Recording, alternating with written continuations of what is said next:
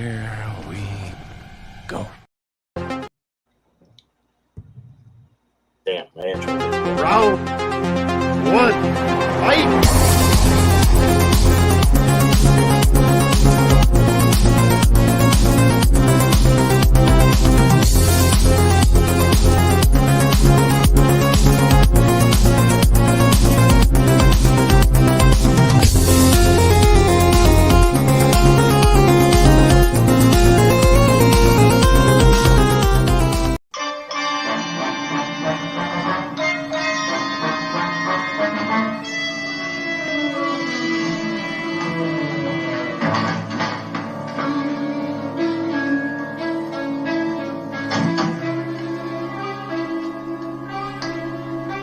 Atomic batteries to power. Turbines to speed. We're ready to move up.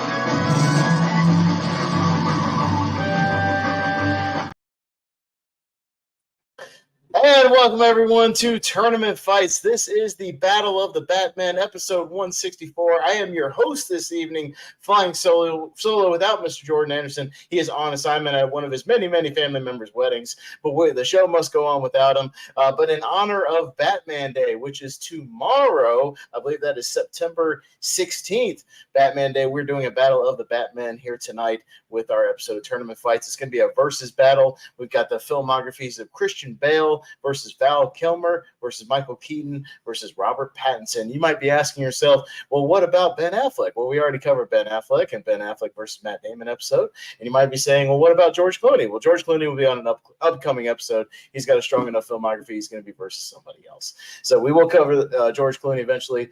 Ben Affleck got him down. We got 4 other guys we got to cover tonight, and that's what we're going to do. But I'm not going to do it alone. I've got some friends from the Movie Hero Network that are going to help me sort through all this Bat madness here. We'll start with, start with Jacob Barber, my friend over at Podcast About Movies. How's it going, Jacob? Going well. Yeah, I'm excited to be a part of this and see which Batman reigns supreme. If it's even a Batman movie that comes out on top, we'll see. Yeah, no, a Batman movie certainly could, but there's also a lot of strong movies in here other than Batman movies that these guys have. These guys have got some really solid movies in here. So Batman movie may win and may not. We'll see what happens. We got some other friends in here. Let's welcome JPO, Jordan Owens. What's going on, sir? No when I signed up, I assumed Affleck was in this. I don't even want to be here anymore. We're talking about that. Well, okay, let's rephrase this episode. Battle of the Lesser Batman. All right, I'm ready now. Battle of the other Batman. Okay. Yeah, the lesser Batman. All right, sure. If you say the so. best Batman is here. No, Affleck. He's not here. Well, I'd contend it's here on my shirt right here, but we'll get to that in a little bit. I just see letters. I don't see any faces. Well, it's Batman. But we got some other people in here. Got Richie Goodacre. What's going on, Richie? Shenanigans. Where's Will Arnett? Okay, that's not Will Arnett. I'll get out of here. Jason Sudeikis from Movie 43. Good to be here. It's gonna be fun. Mm-hmm. Yeah. Got one other person as of right now. Malcolm May will be here in a little bit. We got Ross Bristow as well. What's going on, Ross? Hey, nothing much, and I agree with you. Michael Keaton is the best movie Batman. There you go. Because if you're doing all spectrum Batman, Kevin Conroy is my guy. Well, there you go. Well, Kevin Conroy, rest in peace. We love him, brother. In honor of Kevin Conroy and his good buddy Mark Hamill.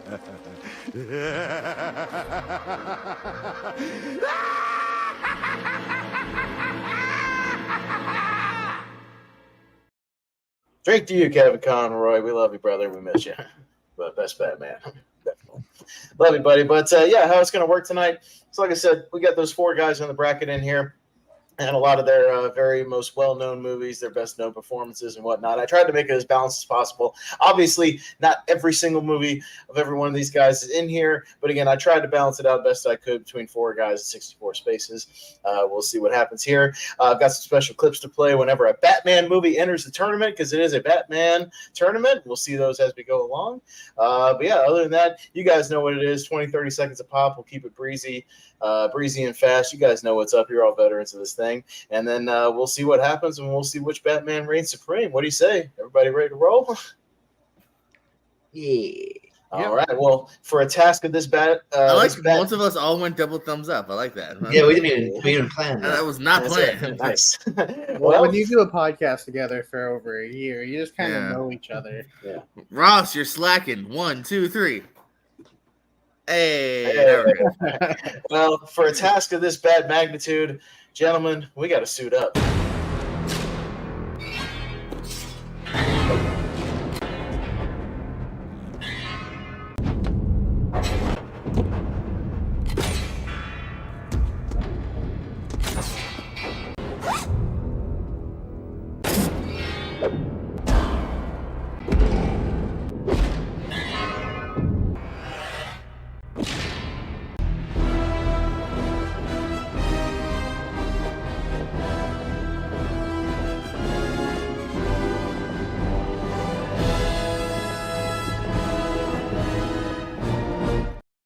So many nipples, so many cod pieces, Bat so nibs, much bat crotch, bat bat butt. ass. Oh, just all kinds of bat parts all over. Was the that place, man. unedited or was that edited to? So that was edited, just all the nipples and the butts Okay. and the thing, just all Joel Schumacher's lovely little shots of everybody's hindquarters and whatnot. No, it's He is a good I director. found that online. He gets like maligned. He's a good director, but he seems like he got a little obsessed when it came to Yeah, that, but like so. people say just like based on Batman and Robin, he's the worst director ever. He is nowhere near the worst. No, He's actually no, not. No, He not really at is all. good movie. No, he made Definitely a less misstep. voice well enough. No, yeah, misstep there. We'll start out with Rain of Fire, little Christian Bale, and well, I only threw one of them in there, but we had to throw at least acknowledge the Twilight series of Robert Pattinson, so I just got the first one in there. So, all right, we'll start at the bottom. We'll start with Ross. Ross, what do you got? Okay, Rain of Fire, I don't love, but it's not Twilight, so Rain of Fire.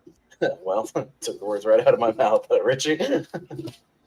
Yeah, I mean, I haven't seen Rain of Fire, but Twilight's quite bad. So I'll go with the one I haven't seen. You don't do that, so I'll go Rain of Fire. Okay, sounds good. It's GPU.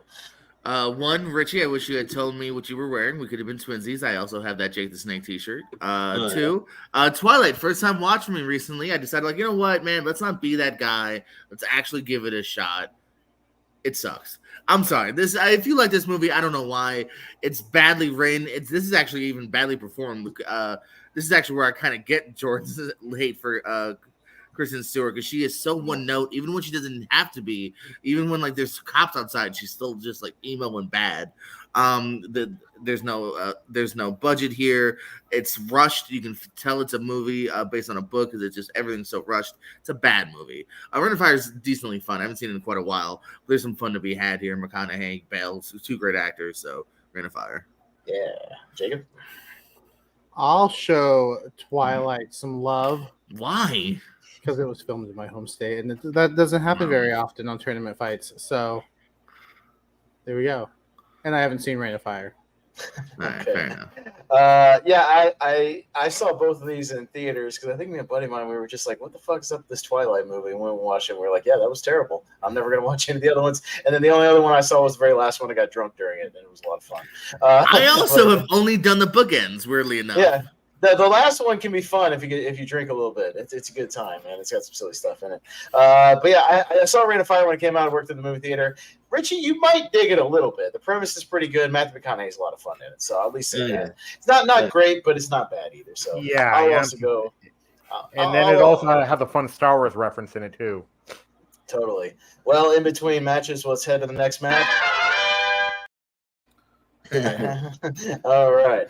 We got Equilibrium and Kiss Kiss Bang Bang. I pulled a couple alternate posters tonight as well. I've been having fun doing that. So Kiss Kiss Bang Bang and Equilibrium. Got a little Val Kilmer versus Christian Bale here. So we'll go up to Richie. Evidently, I need to brush up on my Christian Bale because I haven't seen Equilibrium either, but I've seen Kiss Kiss Bang Bang, and it's really good, really funny. Yeah, it's sort of the people think the start of the sort of the kind of renaissance of Robert Downey Jr. was Iron Man. I think it started with Kiss Kiss Bang Bang. He's really fun in this movie. They have good chemistry with he has good chemistry with Val Kilmer. Yeah, it's really fun movie, and I love Shane Black's writing. So I'm gonna go Kiss Kiss Bang Bang. All right, and welcome Malcolm Lay to the bad fray here. Welcome. All right, and we'll get to you around to you in just a second. Let's go to JPO. Unfortunately, got to reiterate the sentiments of Richie here. I don't think Equilibrium was playing anything that I currently had.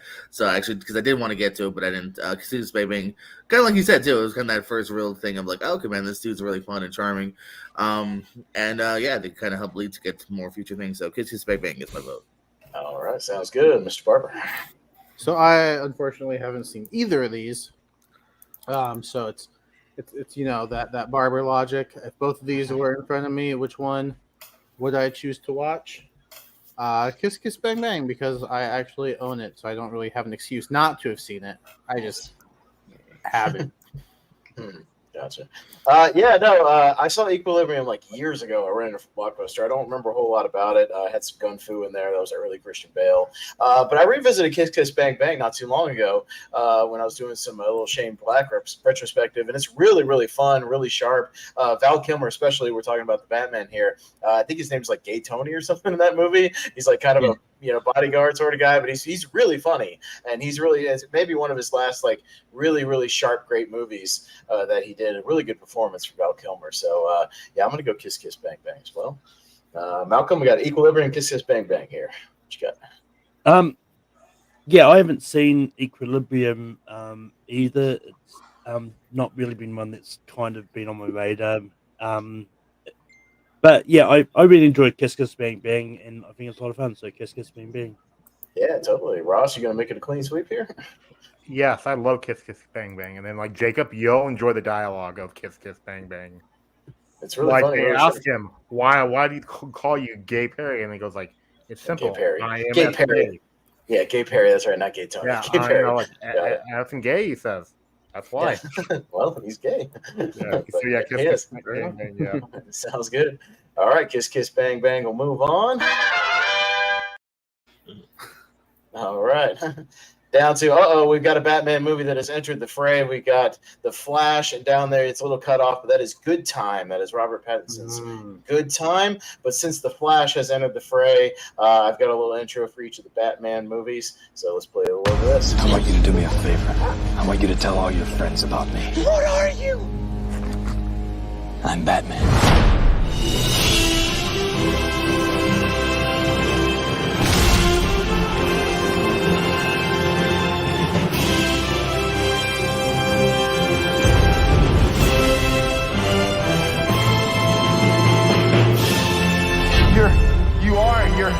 Yeah. I'm Batman.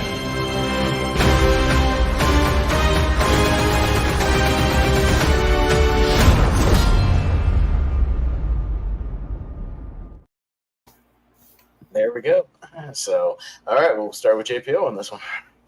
I enjoyed several elements of The Flash. I think the mom stuff really works there. Even some of the Batman stuff, it's fun. The reoccurrence of Keaton sadly might be the last of the greatest Batman Affleck's appearances as well.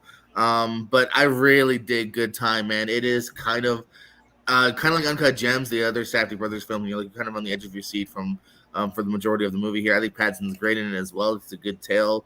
I'm leaning towards Good Times here. Okay, and Jacob. So I haven't gotten to The Flash yet, but I will very soon. Good Time, yeah, like JPO said, kind of on the edge of your seat. I remember being absolutely blown away by Robert Pattinson. I'm like, yeah, he's not just the Twilight guy anymore. He's really coming into his own as an actor, and since then, just putting in really good performances. So I'm gonna go with Good Time. Sounds good. Good Time is a solid movie. I've only seen it once. I probably need to revisit it. I saw it about 10 years. Must have been about 10 years ago right now, like 2014, something like that. It was a while ago. I enjoyed The Flash. It's got its issues, things like that. But nostalgia hit me hard. I mean, Keaton's my favorite Batman. He's my guy, and he still looked great in the suit. And you can tell he was having a good time. And his stuff was some of the best stuff in the movie. So I'll go with The Flash, but we'll see what happens. Malcolm. I haven't quite got around to The Flash yet either. But that being said, I'm not a big fan of Good Time. Like, I've watched it once. I probably should go revisit it at some stage, but it's just I just didn't enjoy it. So I'm gonna go The Flash. All right, Ross. You're muted. Muted. You're muted, Rose. Oh God, sorry, sorry, Yeah. I'm Steven. So, but like I wouldn't go with the Flash. I've never seen Good Time, but Good Time, like I might like more if after I watch it. But the Flash, like it takes a while for Michael Keaton to come in, but he was the best part about the movie to me. So yeah, the Flash. Okay, Richie. And yeah, I like the Flash. It's a good movie. I have some issues with it, but overall it's a good film. It's a great watch here. But yeah, I'll also go Good Time. I think Good Time's really solid. And it's and Robert Pattinson's really good in it. So I'll go Good Time. All right, so we have our first tie of the evening, and we start with the tiebreakers down at the bottom. So Malcolm, you got the first tiebreaker. The Flash. All right, the Flash moves on, and we will move on. All right, down here we got Beetlejuice and Willow. That is a Willow alternate poster. So Val Kilmer versus Michael Keaton here, and we'll start with Jacob. Yeah, I haven't seen Willow. I absolutely love Beetlejuice. I think Michael Keaton is incredible in the role, and Tim Burton is my favorite director. So this is a pretty easy vote for me with Beetlejuice. Yeah, totally. I think I'm going to do the same thing. Fantasy's never really been my genre kind of go-to. I remember watching Willow. I came into it the first time about 3 years ago, and just didn't do a whole lot for me. I'm just not that kind of, I don't know, fantasy fairy tale kind of guy. But I really like Beetlejuice. It's early Tim Burton, which I enjoy. So I'll also go Beetlejuice. And Michael Keaton, man, he can come back and play the role because it's just a dead guy under a bunch of makeup. So it doesn't matter how old he is if he plays it. So bring it on. I'm ready for it. Malcolm. I only saw Willow for the first time last year around the time the TV series was coming out. It was fine. It just I wasn't as hyped on it as everyone else seemed to be. I love Beetlejuice. I think it's a really good movie. So Beetlejuice gets my vote here. All right, sounds good, Ross. I do love Willow, and then I do love Beetlejuice, but the Beetlejuice play is actually better than Beetlejuice movie, so I'm gonna go with Willow. I saw it, a few weeks ago, the Beetlejuice play, so I'm gonna go with Willow. Okay, Richie. Dude I've met is in that play. Who helped create that play, and Eddie Perfect. But anyway, just flexing for some reason. I haven't actually seen Willow. I want to get around to it. Beetlejuice came too late as well. But when it came too late, I saw it years ago now. But it was a lot long after people were raving about it, and I finally got around to it, and it's really good. And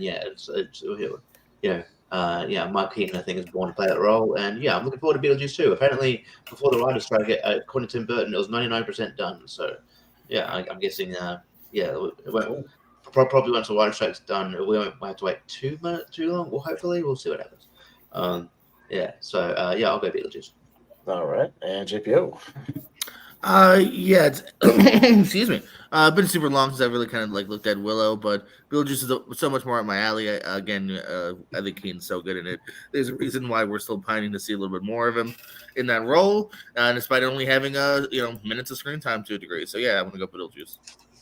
All right, sounds good. Well, Beetlejuice is gonna move on, and we'll move on to Jack Frost versus the Lighthouse. So we got Keaton versus Pattinson here. What a matchup, right? So, all right, I'm going to go first on this one. And Jack Frost is. Is it wrong to say that I prefer the horror movie? Is that wrong? Because this movie's kind of a horror movie, also. See what happens to him, but it's not great. Keaton's really trying here, but just doesn't work for me. Lighthouse. He's a goddamn snowman for half the movie. Well, there's an extended sequence where he's playing the harmonica for 20 minutes at the beginning of the movie, and it gets a little old, and you're kind of just ready for him to get hit by a car. I'll go with the Lighthouse. It's my kind of weird. I dig it. It's all kinds of strangeness going on. Willem Dafoe's great in it. Pattinson's good. So I can dig it. I'll go with the Lighthouse. Malcolm. Jack Frost is kind of a guilty pleasure for me. I enjoy it. And it's one of those ones that I watched a lot as a kid as well. And yeah, it's a lot of fun. Yeah, I mean, I'm not as high on the Lighthouse as everyone else in the world seems to be, but it is a good movie. And I like it just a little bit more than Jack Frost to Lighthouse. All right, sounds good, Russ. I'm actually going to go with the Lighthouse, even though I haven't seen it, because like I'll argue with this all day. That Jack Frost is scarier looking than the horror Jack Frost. So yeah, I'm going to go with the Lighthouse. Okay, Ross. Excuse me, not Ross. Richie. Sorry. Yeah, I love The Lighthouse. I think it's near my 128 if it's not already. I love this movie. I love how bonkers this is. I love the chemistry between Willem Dafoe and Robert Pattinson. I like how it just touches top with how bonkers it is. I like how it's kind of funny. It's just kind of weird.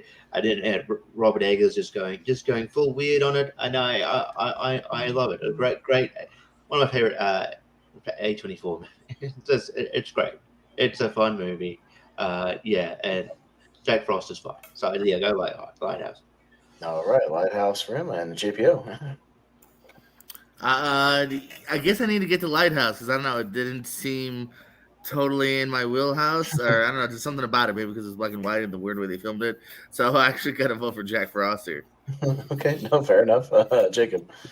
Yeah, I've kind of been on a Willem Dafoe kick, and so the Lighthouse is one that I need to get to. But I haven't. Yeah, haven't seen Jack Frost either, or if I have, it's been years, and I just can't really remember much. But I'm gonna go with the Lighthouse. Hey, Richie, you know what Willem Dafoe's got in that movie? Like they say in Hot Fuzz, a great big bushy beard. A great big bushy beard. Yeah, he sure does. So we'll go to the Lighthouse here, and moving on to The Doors and Tombstone. So we actually got a battle of Val Kilmer here with both of his movies. So we'll go back down to Malcolm. Yeah, I haven't actually got around the Doors yet. It's been on my list to get to eventually. And it's been a while since I've seen Tombstone, but I remember liking it, so I'll vote Tombstone. All right, Ross.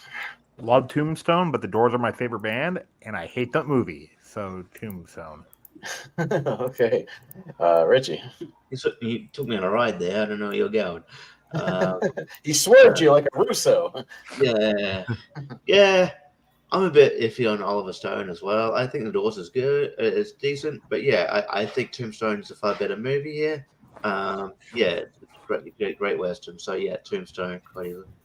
Yeah, JPO.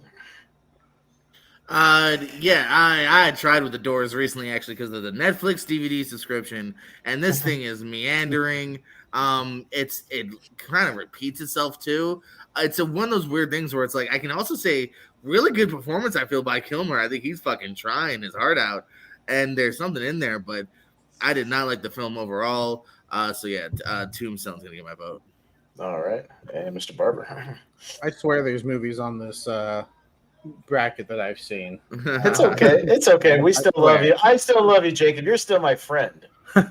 But so just based on word of mouth, I'm going to go with Tombstone. Yeah. Yeah, The Doors is okay. I'm like JPO. I'm not huge on Oliver Stone either. I don't even love like Platoon and JFK all the way. I think Wall Street's his most straightforward movie that I like. Kind of, yeah. Like I think he's part of the problem. I think to a degree. Yeah, a little bit. So yeah, I'm not big on him overall. But I'm a Western guy. I literally just got off of doing a Western exhibition the other night where I did a cowboy character the entire time, just talking nonsense Western gibberish. I will link you guys. Oh, it may be my finest performance I've ever put in the battleground. So it's really, really funny. We had a blast, but yeah, we talked a little bit about Tombstone, and I still love it. So I'm going to go Tombstone as well. So Tombstone will move on, and we'll move on to the next matchup. The Herbie Fully Loaded against Real Genius. So we got people forget Michael Keaton and Herbie Fully Loaded, and Real Genius with Val Kilmer. So we'll go to Ross this time. I've seen one of these movies, and I never need to see it again because my brother used to watch it all the time. I'm going for Real Genius. Never seen Herbie. I've seen it, but no. Richie? You know what? I don't hate Herbie Fully Loaded. I think it's fun. I think it's okay. But I forgot Michael Keaton's in it. I'm going to be honest. I just remember like Lindsay Lohan and Justin Long's in the movie, like a early like Justin Long performance. But yeah, and Real Genius is good. I'm gonna give some love to Herbie Fully Loaded. Why not? Sure. Yeah, she played. Yeah, Michael Keaton's the dad in that movie, obviously. But yeah, JPO. Yeah, Herbie Fully Loaded, written by the Reno 911 guys. It was fun Wow. with their filmography. Yeah, Thomas Lennon and Robert Garanta, short shorts and the mustache deputies. Okay. I've seen neither one of these, but Real Genius has potential. Herbie might be fine for a certain audience, plus Richie, but I'm gonna go Real Genius here.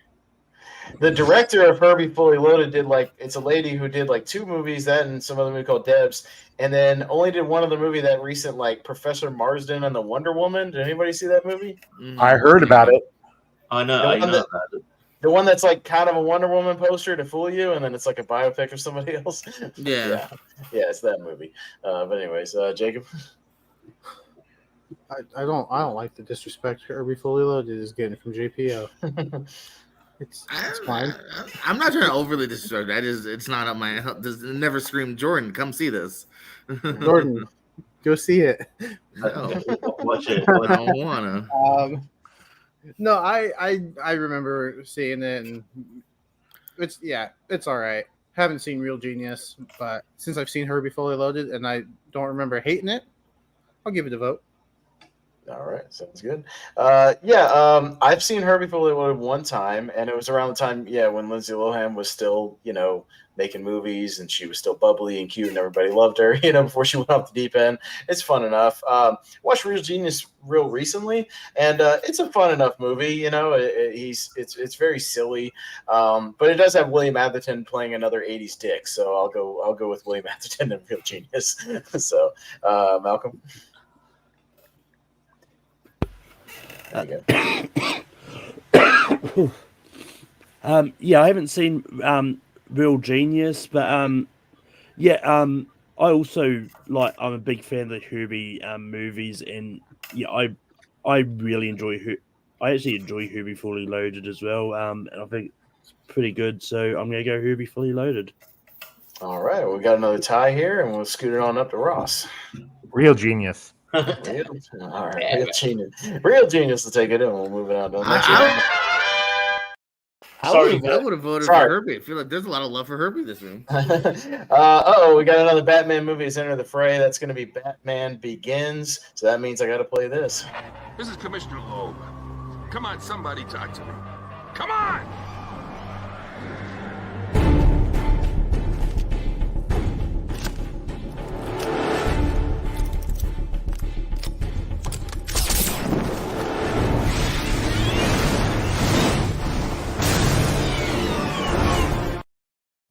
Hot damn. All right. So we got Batman Begins versus Cosmopolis, Christian Bale versus Robert Pattinson here. Richie, start with you. Yeah, Cosmopolis is a decent movie. It's basically a one location movie. It's in a limo. It's really kind of like Lock in a limo. Yeah. It's pretty good. It's a great performance in Robert Pattinson. But Batman Begins is, I think, one of the better Batman movies we've got. So it's pretty. He froze a little bit, but I think it's going to be a really tough competition here. So got to go Batman. I'll go Batman Begins here. Sorry, yeah. There you go. He froze out for a second, but I got the gist of it. JPO.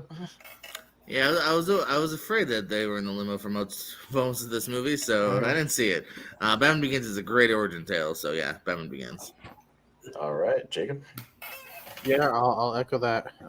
Batman Begins. I think it's a really good kickoff to the trilogy here, and I think Christian Bale, he might be my favorite Batman. I think I prefer Michael Keaton as like Bruce Wayne. Like as far as like the Batman stuff goes, I lean towards Christian Bale. And yeah, this was a good kickoff, so I'll go with Batman Begins. Yeah, totally. I saw Cosmopolis when it came out in theaters, and yeah, just because I think it was coming off a history of violence for David Cronenberg, like just he was making just kind of more straightforward movies that were less horror related.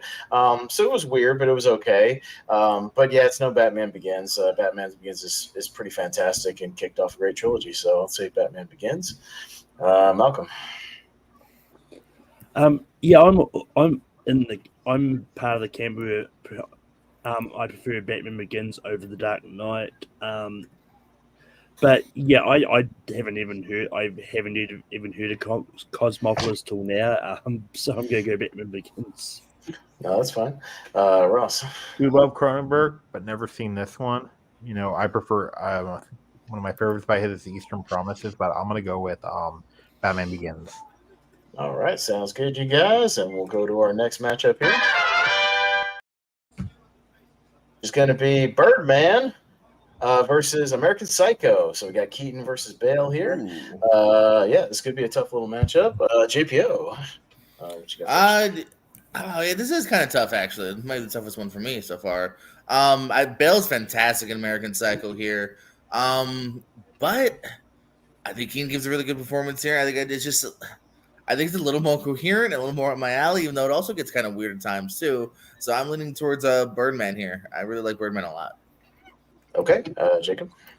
Yeah, I think Birdman is a movie I appreciate more than I like, just for like the technical stuff and like the way they were able to edit it to make it look like one shot and stuff. American Psycho, yeah, I think Christian Bale gives a really good performance. I guess I'll go to the logic because I have seen both of these for once. I'll go back to the logic. If both of these were in front of me, which one would I choose to watch right now? Probably American Psycho. So that'll get my vote. Fucking creepy answer. No, it's all right. He just enjoys a good moisturizer, like Patrick Bateman does. That's fine. Nothing wrong with that. And yeah, I went back to American Psycho recently. I picked up the 4K. Yeah, it's an excellent performance in a very weird movie. I didn't hate it. I do like it. Yeah, but I might have to go Birdman because it's kind of brought Keaton back from kind of a slump for a little bit and really put him back in the mainstream eye, and him getting an Oscar nomination out of it. Probably could have won, you could definitely make an argument for that. But yeah, I'll go Birdman here. Malcolm. Yeah, secretly I was hoping for Birdman versus Spider-Man Homecoming in the first round, but I mean it could still happen. Who knows really? It's landed. But yeah, I like American Psycho. I do think it's a good movie, but I really love Birdman. I think it's an incredible movie with a bunch of great performances. So Birdman. All right, and Ross. I do like American Psycho, and then I love watching again because you catch new things about how the character is very bland and the characters act very bland. That's the point, because it's told from his point of view, and he's a bland person. But I'm gonna go with Birdman. It's Michael Keaton's third best performance in my opinion. Okay, and Richie. Yeah, I think I like American Psycho, but I think I'm also going to go with Birdman. I think ironically it's also kind of about fame and being pigeonholed as a superhero. It was Birdman, and the sort of the idea of fame and the cost of fame. So yeah, I think it's really, really good performance. Brought him back in the limelight in a positive way, because I think before this he did Need for Speed, I believe, which wasn't very good. I liked him in it though, so I'll go Birdman. Well, don't spoil the rest of the tournament, Richie. Come on now. All right. All right, moving on to our next matchup, which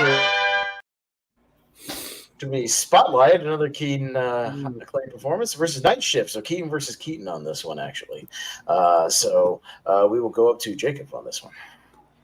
Haven't seen Night Shift. I think Spotlight is a really solid movie with really solid performances all around. So I'll go Spotlight. Yeah, I have seen Night Shift. I have the Blu-ray. It's a really wacky, like '80s midnight movie about him and Richard Dreyfuss working in this morgue and getting into some shenanigans. Like it's not bad for what it is. Shows off Keaton's comedic prowess, as we all know he has. But yeah, Spotlight's an all-timer. It's one of the best movies of the 2010s. I just think the whole ensemble is great, and yeah, Keaton is kind of the glue that holds it together, and I like it a lot. So I'll go Spotlight. Malcolm. Yeah, I know when we did top 12 Michael Keaton movies, someone brought up Night Shift on it, and no one really knew what it was. I still haven't seen it. I still haven't seen it to this day. But yeah, I'll go Spotlight. All right, sounds good. Ross. I've never seen Night Shift, so Spotlight. I love Spotlight. Okay. Richie. Yeah, I haven't seen Night Shift. I knew about it, but yeah, and Spotlight's really good. Yeah, one of the plethora of movies where Mark Ruffalo's investigating stuff. So there's like I feel like there's a whole subgenre of him investigating or being a cop. It's like that, and what, Zodiac and a couple other movies. Yeah, Zodiac, Dark Waters. He's not a cop, but he's investigating stuff. Collateral. He's a cop. Yeah, Now You See Me. The first one is yeah, it's just like you pitch it off, but it's fun. But yeah, the Spotlight is really good. So yeah, I'll go Spotlight. Okay, JPO. What is this poster for Spotlight? So it's like the Catholic guy's tie and his thing, and it's a spotlight on a kid. Yeah. So yeah, that's a little creepy. I'm like a little kid dancing at the bottom there. And well, they prey on dancing children. You know, Catholic Church does some despicable things, which is what they're investigating. So this is a good movie. Yeah, Spotlight gets my vote. They're doing good work as Spotlight, exposing weirdos. All right, next matchup. The High Life with Pattinson versus a little alternate poster for The Ghost in the Darkness with Michael Douglas and Val Kilmer.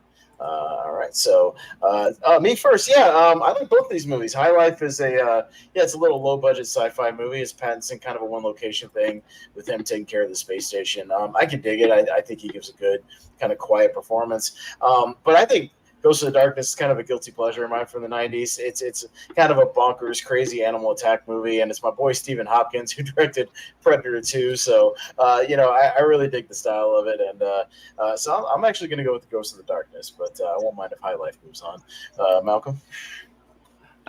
Yeah, I haven't seen Ghost in the Darkness, but yeah, but I have seen High Life, and yeah, it's a really weird movie, but it's an interesting one all the same. But yeah, just because I've seen it, I'm going to vote High Life. Well, you've seen a clip of Ghost in the Darkness, Malcolm. Yeah, you did. Did you play one for Pix and List the other day? Yeah. Nice. It was his wife getting killed in the dream sequence. So yes. Yeah. Spoilers. Nice. It's a dream sequence. Yeah, it's a dream sequence. It doesn't mean anything. It didn't actually happen. Later in the show. Exactly. Yeah. Well, now I know that it doesn't actually happen. Maybe he does later on. You don't know. Yeah. Okay, Ghost in the Darkness. I haven't seen High Life, but like I remember, like at the start of Ghost of the Darkness, it says like 100% of this movie actually happened, except for Michael Douglas' character never existed. So. That's a slight omission. Yeah.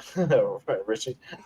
Yeah, if only like the timeline was different and this tournament fights came out before Pix and List, I might have won that show because then I would have made the connection that this is Ghost in the Dark. And then because I did really well and I was like 1 point at least tying it up.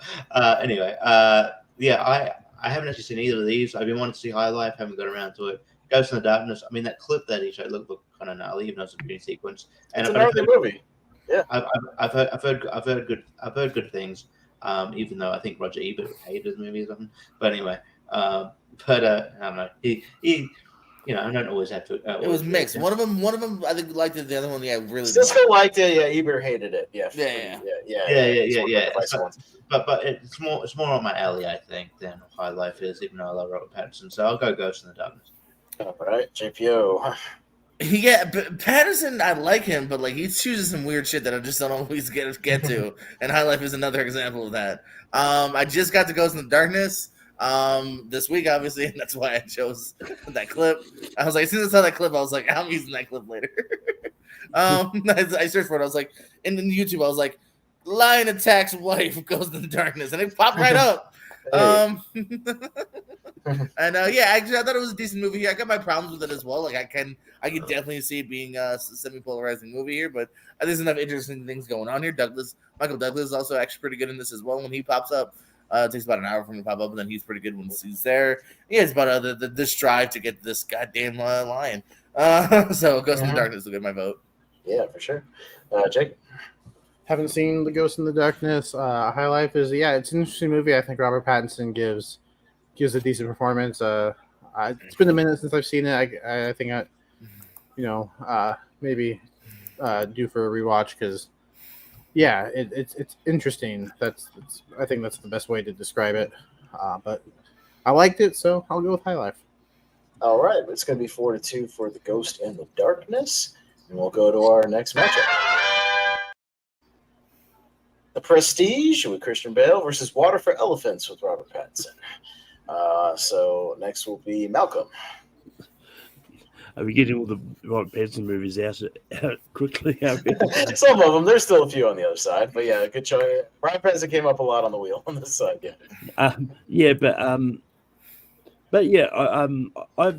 seen The Prestige. It's been a while since I've seen it. I do remember liking it, but just because I think I might know where this goes. I think Water for Elephants is a underrated movie of Pattinson's. I think it's one of those ones like people don't talk about as often, and I think it's a really good movie. So I'm going to go Water for Elephants. Yeah, sure. Ross. The Prestige. Prestige. Yeah, right. Ross is going to relocate for a second. That's okay. He does that occasionally. Richie. Yeah. Water for Elephants is one of the few Robert Pattinson movies I haven't got around to, but I've seen The Prestige. Prestige is really good. One of my favorite Nolan films. So I'll go The Prestige. Yeah. JPO. Damn, Pattinson, I swear I'm a fan of yours. I'll get around to these movies sometimes. Maybe your filmography just doesn't intrigue me sometimes. But I love The Prestige here, multiple levels on a personal level, because it was the first time a girl ever. Anywho, Prestige gets my vote. No, finish that story. After Dark.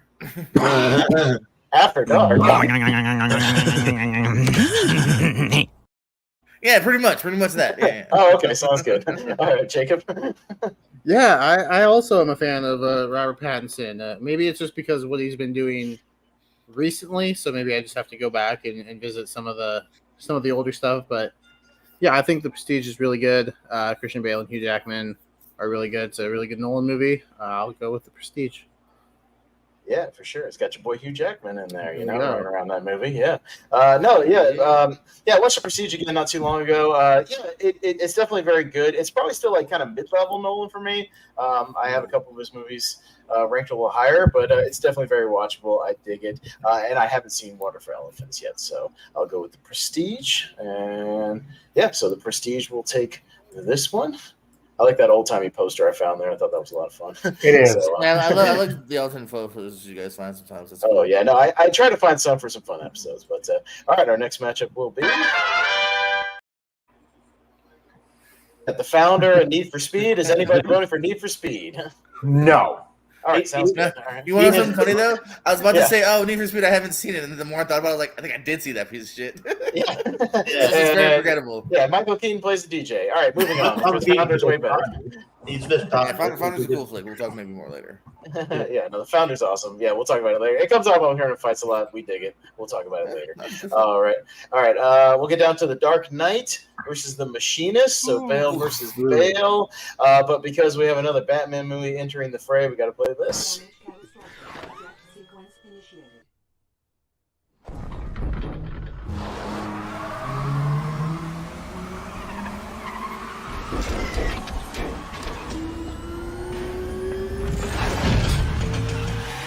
Goodbye.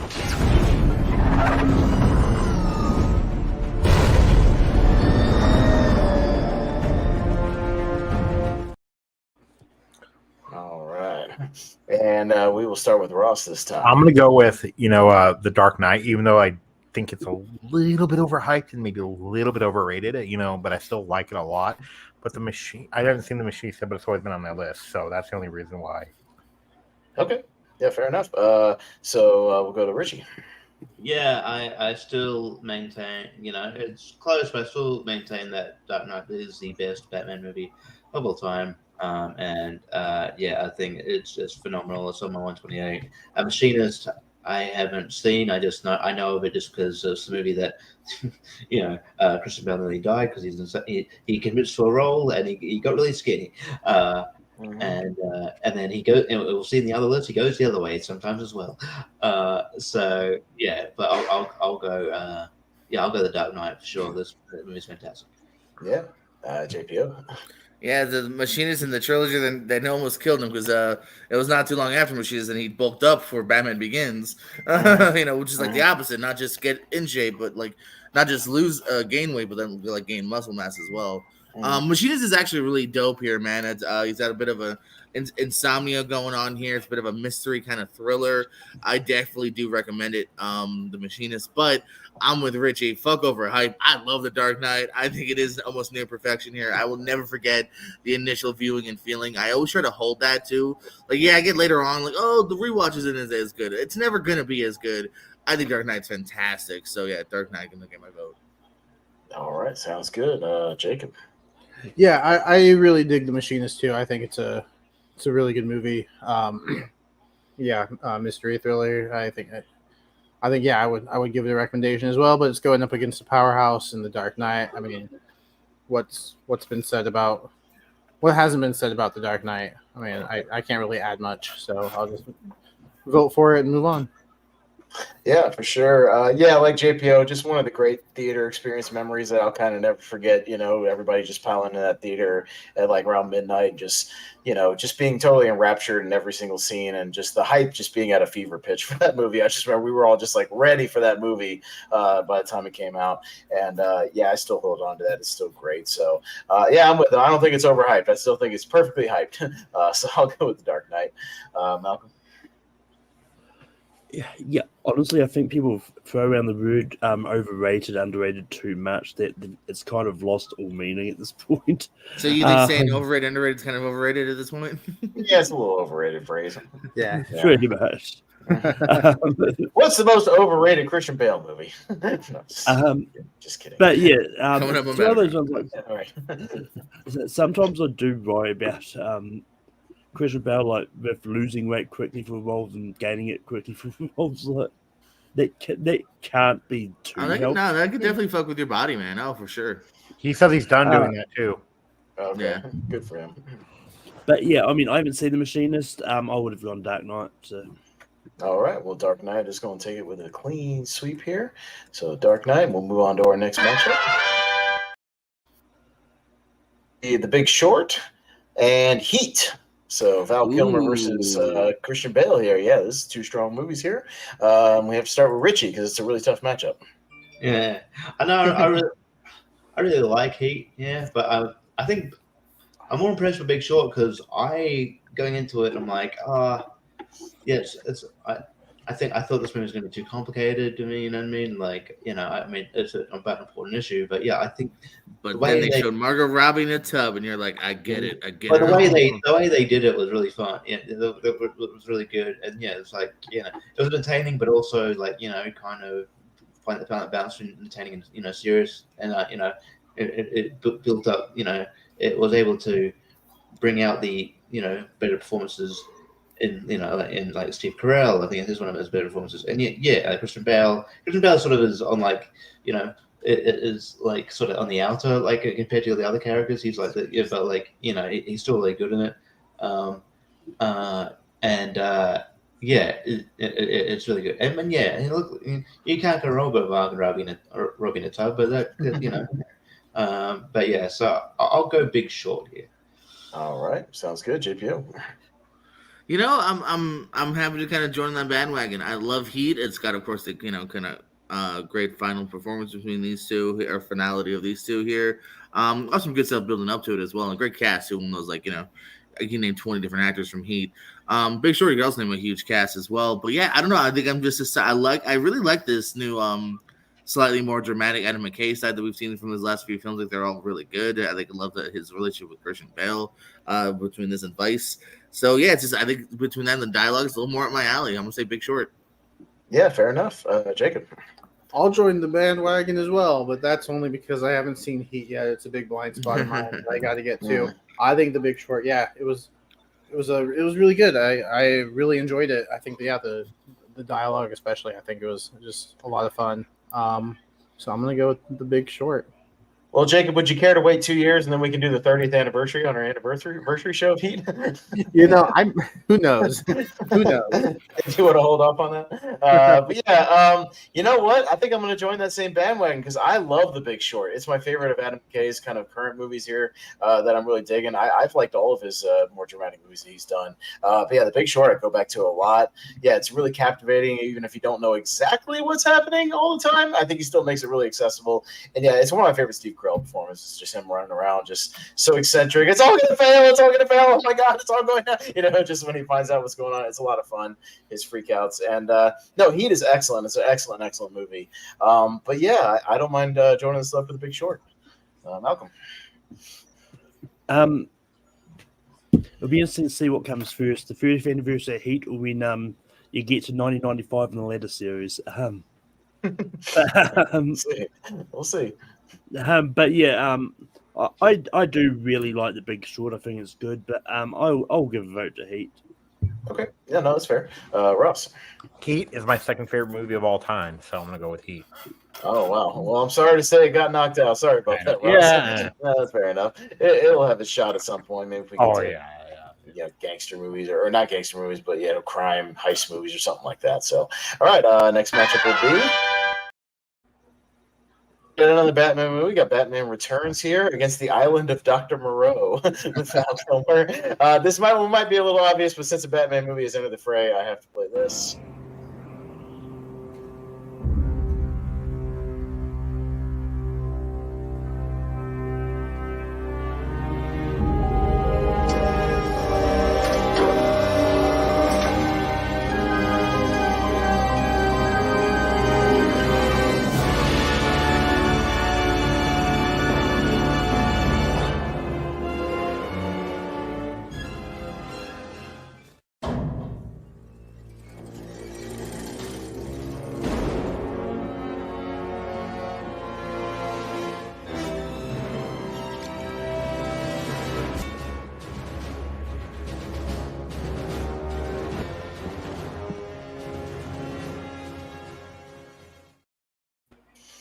All right, this time we're going to start with JPO.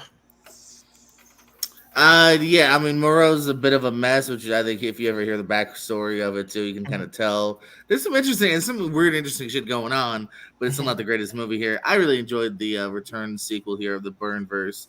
I'm definitely someone that would have liked to have seen him kind of complete that trilogy. Although I like Forever, I would have loved to have seen him complete his trilogy though. Here, DeVito, Pfeiffer, you've got some great stuff going here. So yeah, Batman Returns will get my vote. All right, Jacob Barber. I love Batman Returns.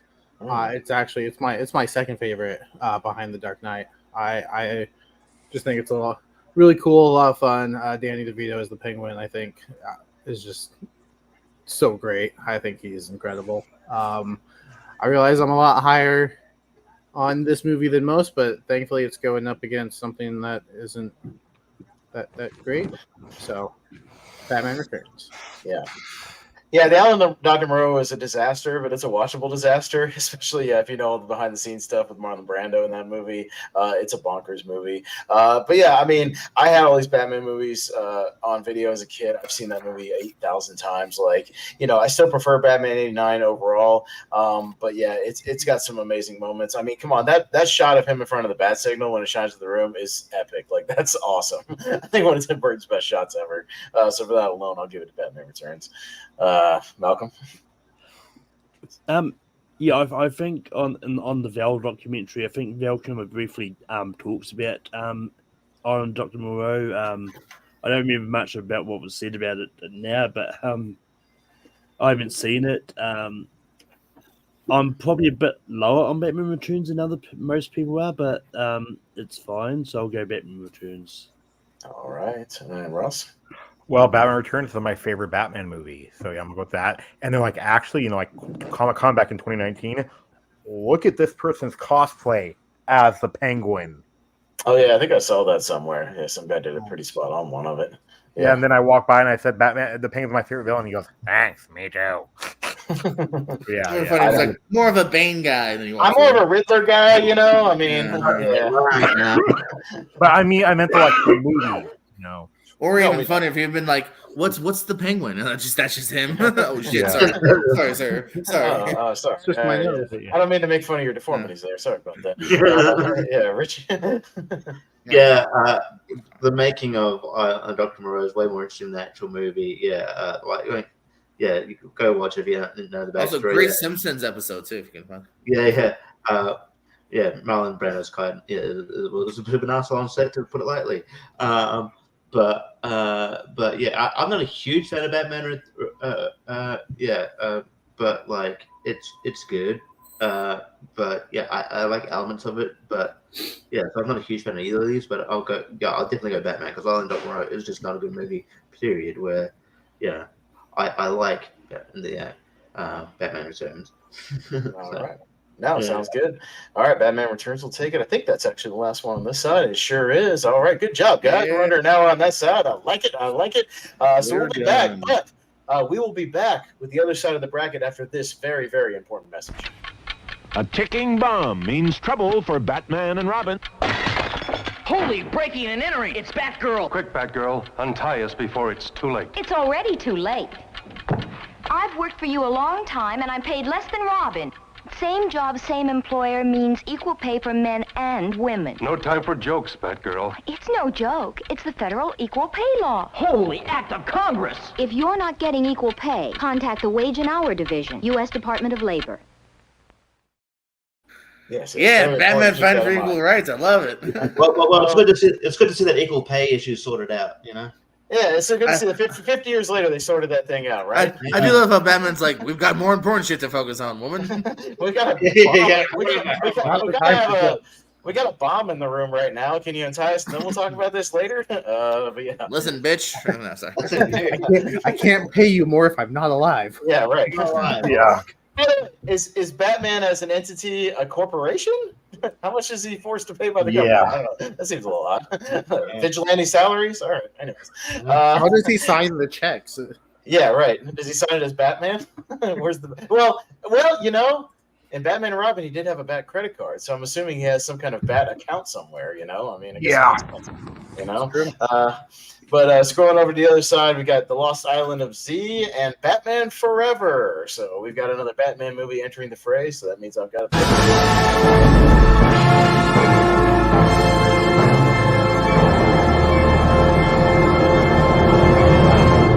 Can I persuade you to take a sandwich with you, sir? I'll get drive-through.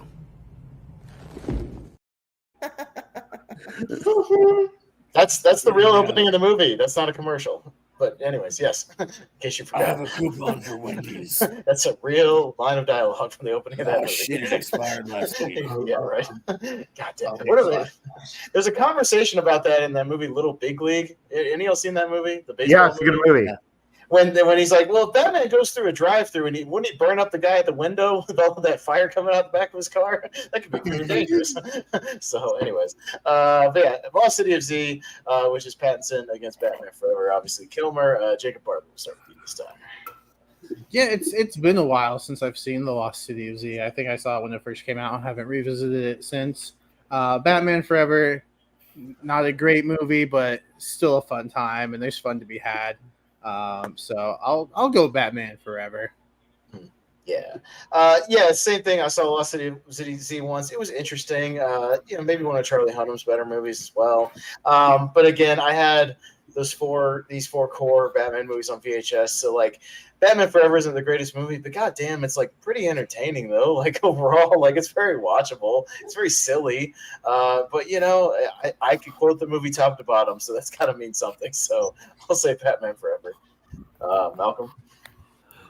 I mean, the other thing when it comes to drive-through is I don't know if there's a drive-through big enough for Batman, the Batmobile. Maybe. But I think I've seen Lost City Z once. I barely remember it if I have. But yeah, I really enjoy Batman Forever. Like it's a lot of fun, and I think even though like Tommy Lee Jones just didn't really want to be the work of Jim Carrey. I think it worked for his character in the movie as well. But yeah, so I'm gonna go Batman Forever.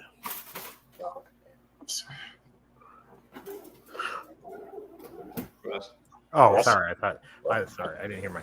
Okay, yeah. I've never seen Lost City Z, but Batman Forever is not very good. It used to be my favorite, and it cracks me up is because like Robin talks about like wanting to avoid a foster home, but the actor was born in 1970. He's a 25-year-old playing like a teenager. So yeah.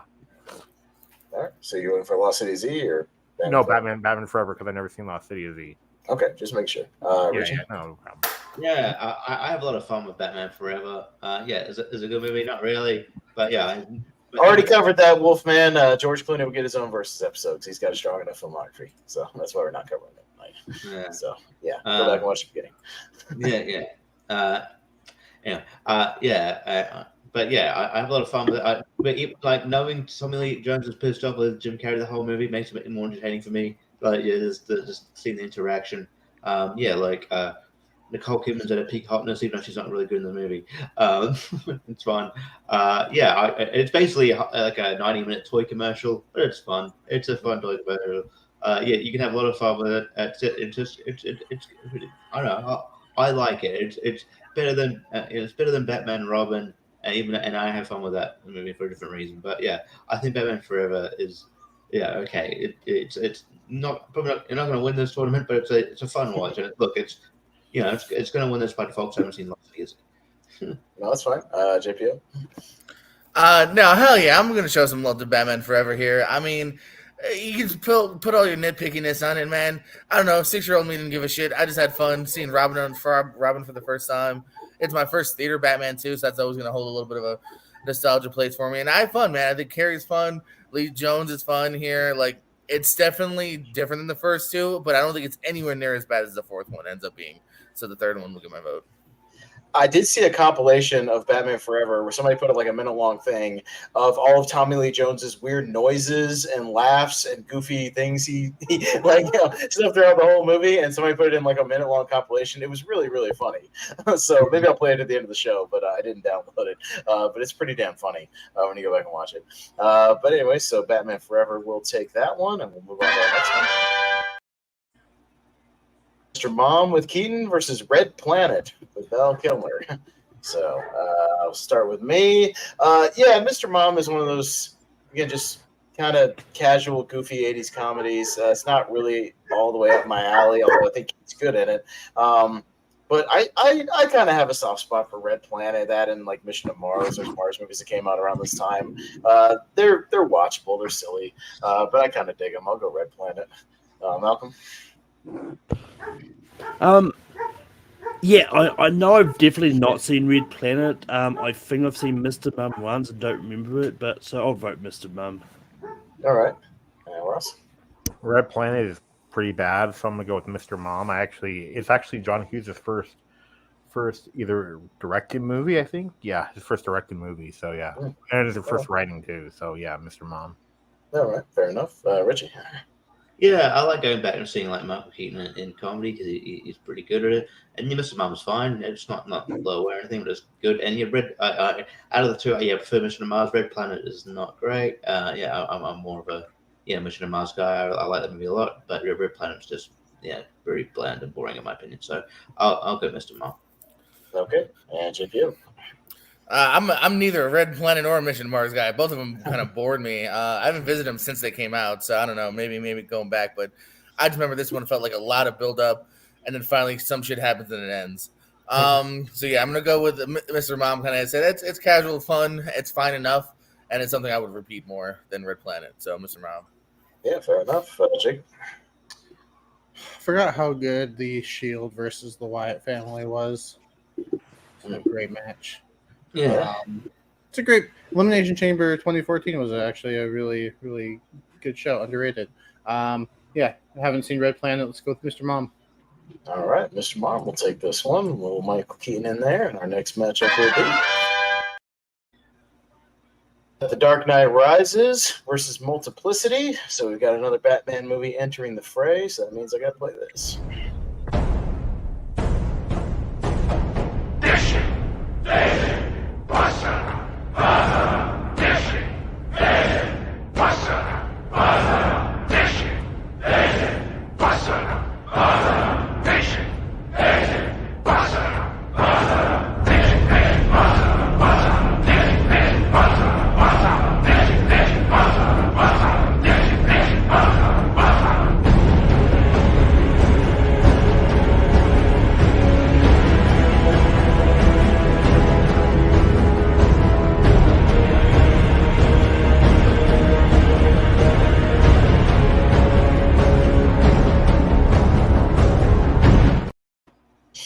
All right, and so we'll go to Malcolm this time.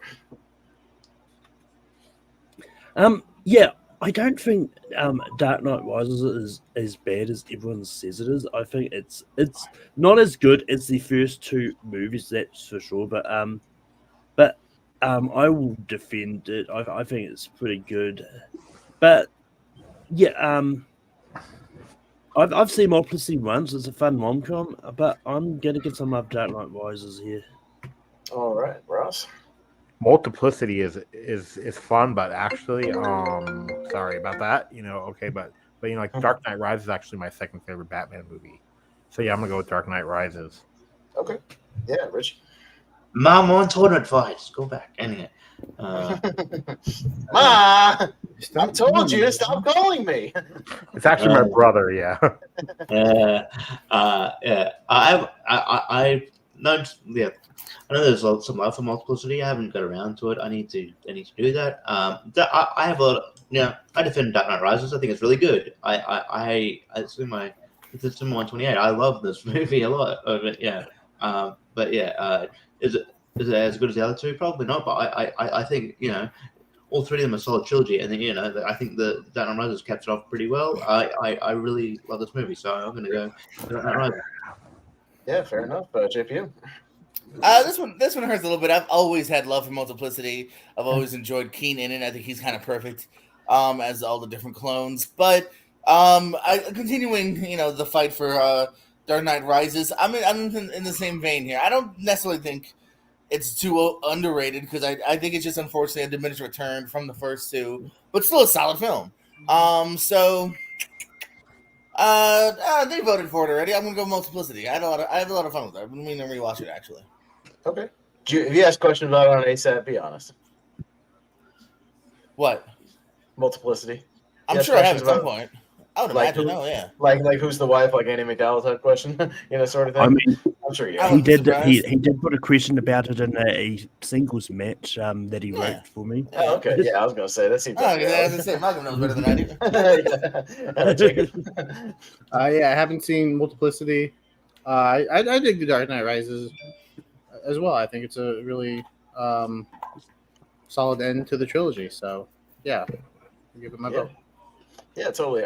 It's been a long time since I've seen Multiplicity. It's one of the ones I rented at Blockbuster when I started going in my early 2000s days. I'm due for a rewatch on it. Haven't seen it in a minute.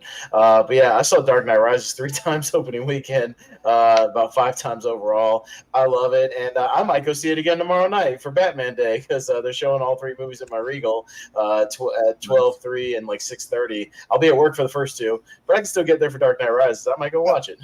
Is that why we're doing this? Tomorrow's Batman Day? It's Batman Day, yeah. That's why we're doing this. Okay. Yeah. No, I mentioned that briefly at the beginning of the show. Yeah, it's a little Batman Day. I wasn't listening. No, that's fine. I understand. You're on the show. Don't listen. It's okay. Yeah, exactly. It's all right. Yeah, Dark Knight Rises is going to move on, and we'll move on to our next matchup. Has every Batman? I think every Batman movie has moved on so far. So far, yeah, we'll see how far they actually make it, like into the because obviously the best movies are moving on right now, but yeah, so far they've all moved on, so they at least made it out of the first round. But yeah, we got Johnny Dangerously and Ford versus Ferrari, so we got Bale versus Keaton here. So Ross, first. Oh, I've never seen Johnny Dangerously, so it's been on my list. I always get this poster and the matinee poster confused, but I'm gonna go with Ford v Ferrari. All right, Richie. Yeah, I haven't seen either of these actually. Isn't the matinee poster a giant ass ant? Yeah. What's that? Isn't the matinee poster just a giant ant? No. Well, there's one with John Goodman like in a theater, like holding his hand out. Oh, like, yeah. Okay. Yeah. One of those. Yeah. So I don't know. Like I said, I like going back to see like Michael Keaton doing the sort of more comedic roles, but I don't know. I probably should get around to Ford v Ferrari. I think that's probably more of a priority to me than going and watching Johnny Dangerously. So I'll go Ford v Ferrari. Wow, watch more movies, Richie. Are you about to say you haven't seen either one of these? Anyways, JPO. I did actually. Another one, just like with Ghosts. Johnny Dangerously is one I got to this week. Got to it the other day. I found some good, decent charm in this. I like the setup. It's very what's the word for it? Like it's kind of like goofy. It's got like kind of some in jokes as well. Like when they do a flashback, it's kind of spoofy. Yeah. Not like a full spoof, but a little spoofy. Yeah, a little. No, but I mean, like even like when they do the first flashback, like the guys feel it. They're like, "What's going on?" He's like, "I don't worry. Every time I tell the story, this happens." So it's definitely got that kind of like just kind of goofy humor here. It kind of wears thin. Yeah. Meta, little spoofy at points. Wears a little bit thin towards the end. Like I like the first half, but in the second half because I was kind of ready for it to wrap up. Joe Piscopo, I thought was pretty funny as well. But I kind of really love Ford v Ferrari. Again, I always say it's better if you're ignorant on history because again, I don't know who's going to win this race. I don't fucking know. I don't know who lives and dies in this movie. I don't know. So that was really enthralled from beginning to end. I think Damon and Bale are great in it. So yeah, Ford v Ferrari. By the way, that movie Ferrari with Adam Driver is getting pretty good reviews coming out of the festival. So I'm looking forward to that one as well. Yeah, that one comes out in December, I think. The one that's set in the 50s with the Ferrari guy.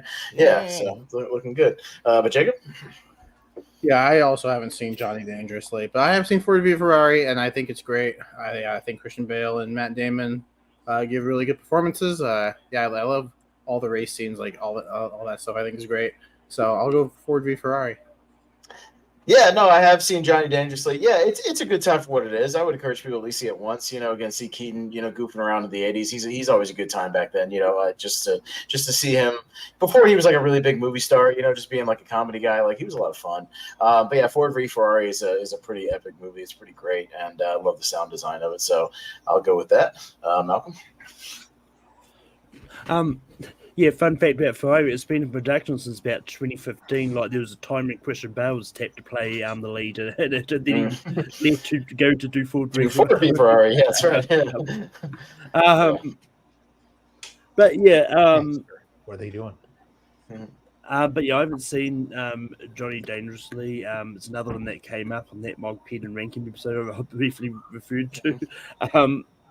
But I love Ford v Ferrari. I think it's a lot of fun. So Ford v Ferrari.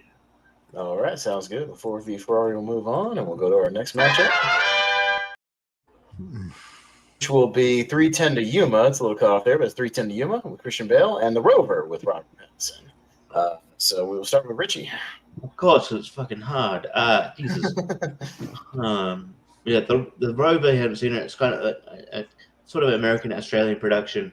It's really fucking good, really good. Like Robert Pattinson is one of his best performances, and Guy Pearce is really good at it too. The chemistry is amazing. This movie is really good. 310 to Yuma is a really good remake as well. Like him and Crow and Ben Foster's great in this movie. Jesus. Look, I'm gonna give some love to the Rover, but I don't mind if 310 to Yuma go through. But yeah, like if you haven't seen the Rover, watch the Rover. It's really good. Yeah. We'll go to JPO. I'm just not a fan of most things that Australia produces. Like I'm just like, and like, I mean like human beings, movies. So yeah, I was gonna say, when's he gonna make the joke about certain people on tournament fights? Yeah, I mean, if it's from Australia, it's just not up my alley. So I haven't seen the Rover. But I actually really kind of dug and loved 310 to Yuma more than I thought I would. I'm not necessarily a Western guy, but I like the eclectic cast they got here. I like the two leads. I like the trail of I think Russell Crowe actually kind of in a way steals the show from Christian Bale, which is surprising. And yes, I like 310 to Yuma a lot. Yeah, fair enough, Jacob. And it's not made in Australia, so. Damn Australians. Also, haven't seen The Rover, and I'm not a Western guy either, but I really dug 310 to Yuma. I can agree. I think Russell Crowe does kind of steal the show from Christian Bale, but Christian Bale still gives a really good performance, so I'll go 310 to Yuma. All right. And he also hates Australia, I think so. I won't go that far. I'm sure Australia is a lovely place other than those asshole magpies. But I'll say, I have seen The Rover. I do like it. I just, unfortunately, Richie, I am a Western guy, and I think 310 to Yuma is an awesome remake, and it's really tight, really good. It's just awesome. It's too good for this matchup. I can't pass the 310 to Yuma. I'm sorry. Yes, I'll go with that. Screw Australia. Well, I'm not giving it the middle finger. A verbal middle finger, a real middle finger. I don't know. I also haven't seen The Rover. One of these days I might get around to it. It's also another one that I've come as we've gone through. I've realized I haven't seen a lot of Robert Pattinson movies that I thought I had seen. But I really love 310 to Yuma. I think it's a really good movie, so it's getting a vote here. Yeah, Ross. I'm going to go with 310 to Yuma. I'm not the biggest Western guy, but I am, trying to get into it more, because I'm watching Rio Bravo right now, and that's really good. So, but I'm going to go with 310 to Yuma because of the, you guys say Russell Crowe steals the show. I actually think it's Ben Foster who steals the show for this. He's really good, too, yeah. Well, to all, as JPO would say, to all Australians out there. Fuck your life! Bing bong! Especially like Vegemite is gross. Vegemite.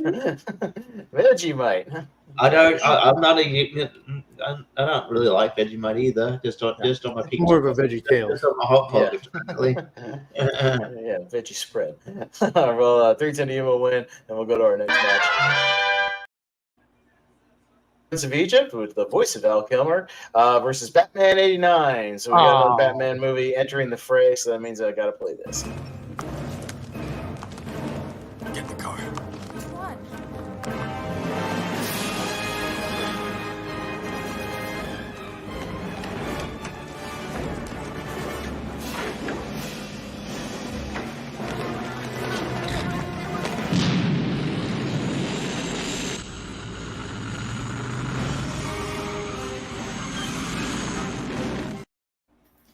And it'll be JPO this time.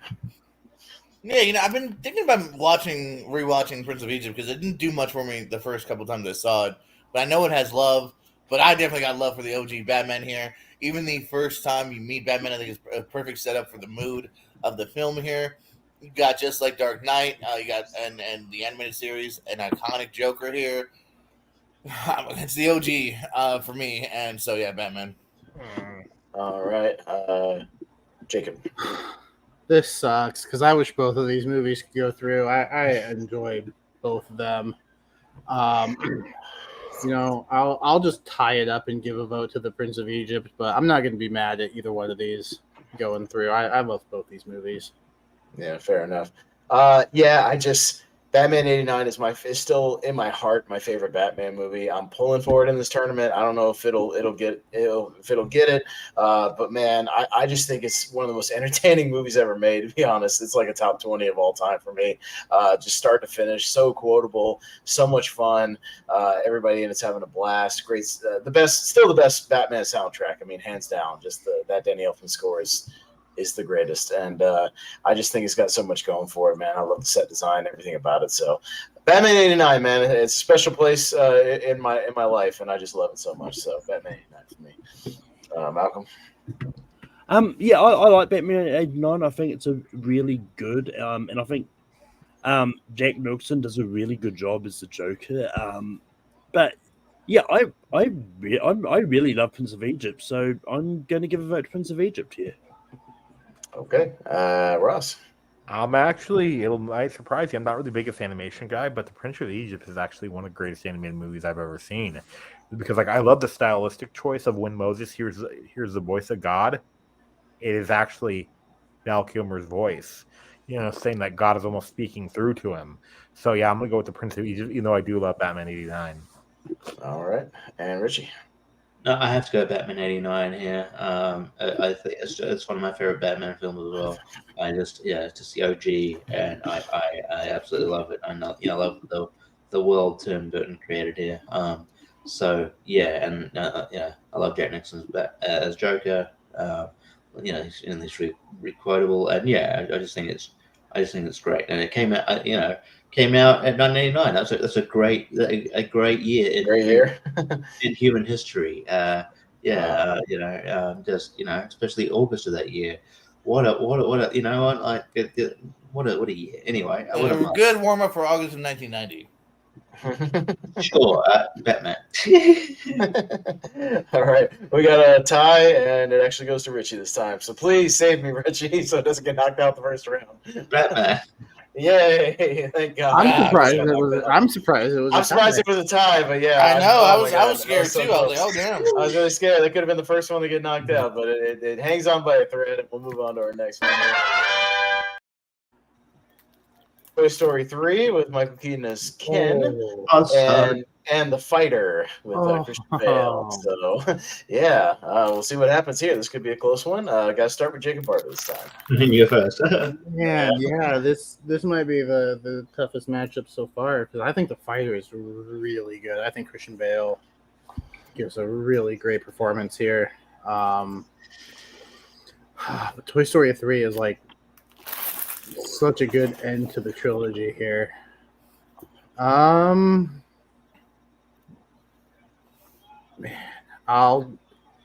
go Toy Story 3, but it's close.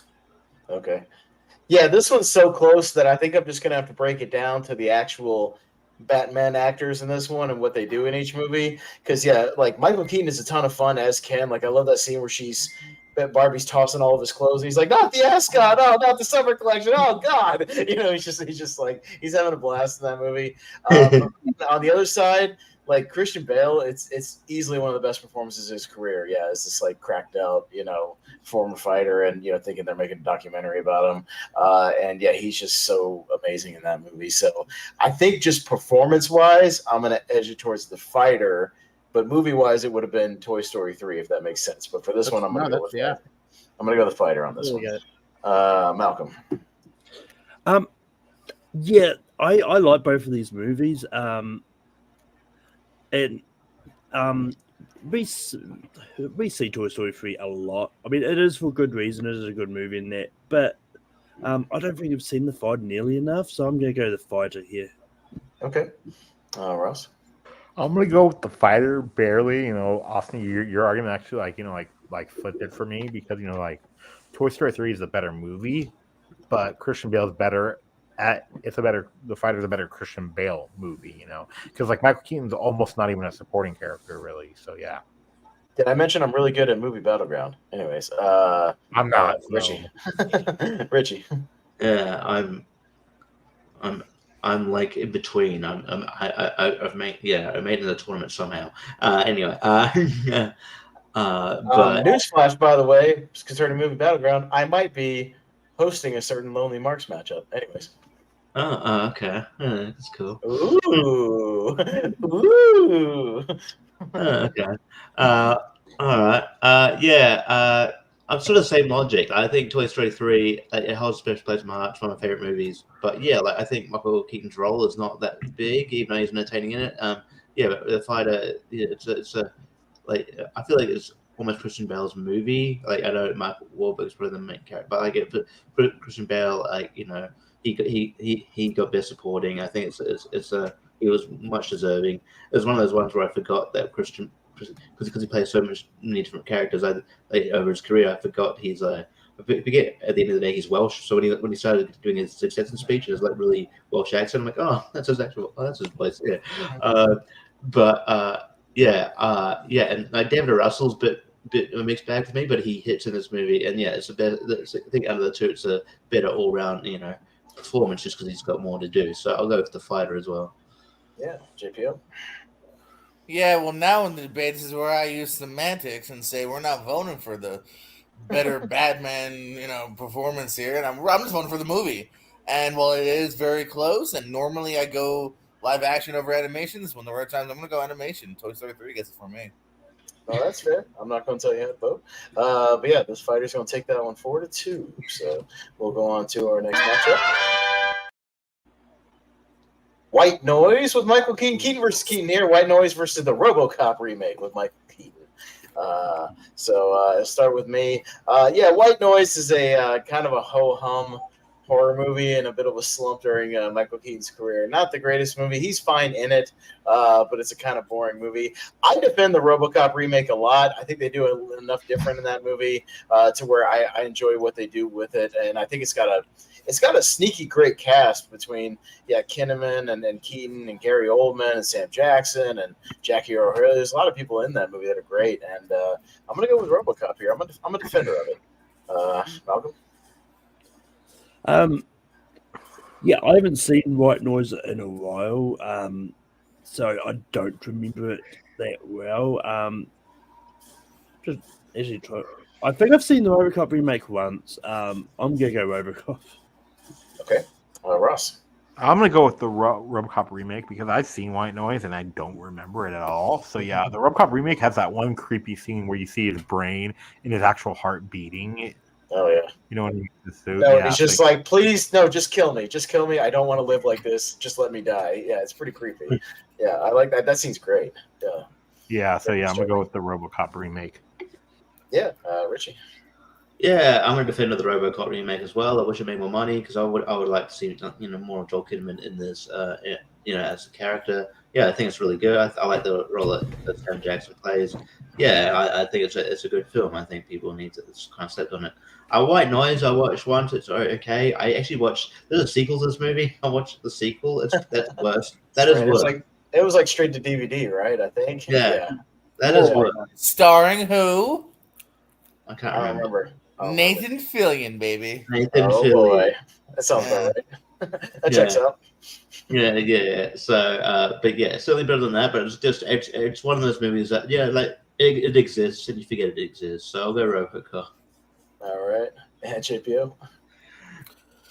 Yeah, nothing too crazy to add here. I feel like y'all have kind of touched upon it. White Noise is kind of fine, one watch, forgettable horror flick here. RoboCop, yeah, I mean, I'm not super high on it, but I liked it enough to where I definitely would have been down to revisit that world, and it's not bad. So yeah, RoboCop's gonna get my vote here. Yeah, Jacob. Yeah, the Shield versus Wyatt family was such a good match. Oh my goodness. Yeah, I remember watching White Noise and thinking, okay. Yep, that was a movie. I haven't seen the RoboCop remake, but I'll just jump on the bandwagon and go with it. It's better than it has any right to be. I'll say that. So yeah, people give it a chance. Funny enough, too, White Noise has a 7% on Rotten Tomatoes with 149 reviews. Oh, yeah. That's really good. 7? Damn. 7. Damn. I don't think it's that bad, but yeah, it's just a forgettable movie. But yeah, sure. I mean, if everybody gave it. Well, if everybody gave it like a 2 out of 10, exactly. or 2 out of 5, or like a. I still don't think people always go 7. That means no. It just means no one gave it a positive review. If everybody was mediocre about it, then it's negative. Yeah, no, it's negative. Exactly. It's 50-50. Yeah. Yeah. Fair enough. No, totally. But moving on to our next match. For Bale and David O. Russell with American Hustle versus The Batman. So that is our final Batman movie. To what's that? Oh, I don't know. We're talking about. Oh, he's back. Hang on a second. Or sort of. There he is. He disappeared. You all right, Malcolm? All right. Good. I think he's muted. Anyways, but our final Batman movie to enter the tournament here, so that means I got to play this for you. The hell are you supposed to be?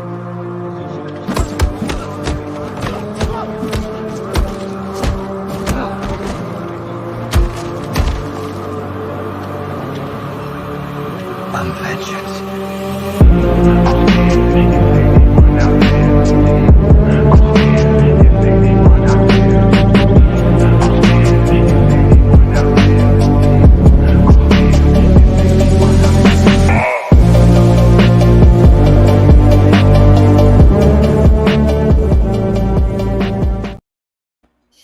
motherfucking Right. vengeance. Oh, That's sorry. right. No, I found that online, so I just thought that was cool.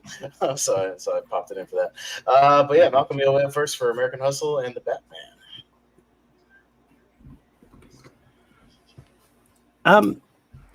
Yeah, I mean, I quite like American Hustle. I think it's really good. And when it comes to the Batman, I think that's good. It's a good movie. Like, I don't think it needed to be as long as it did.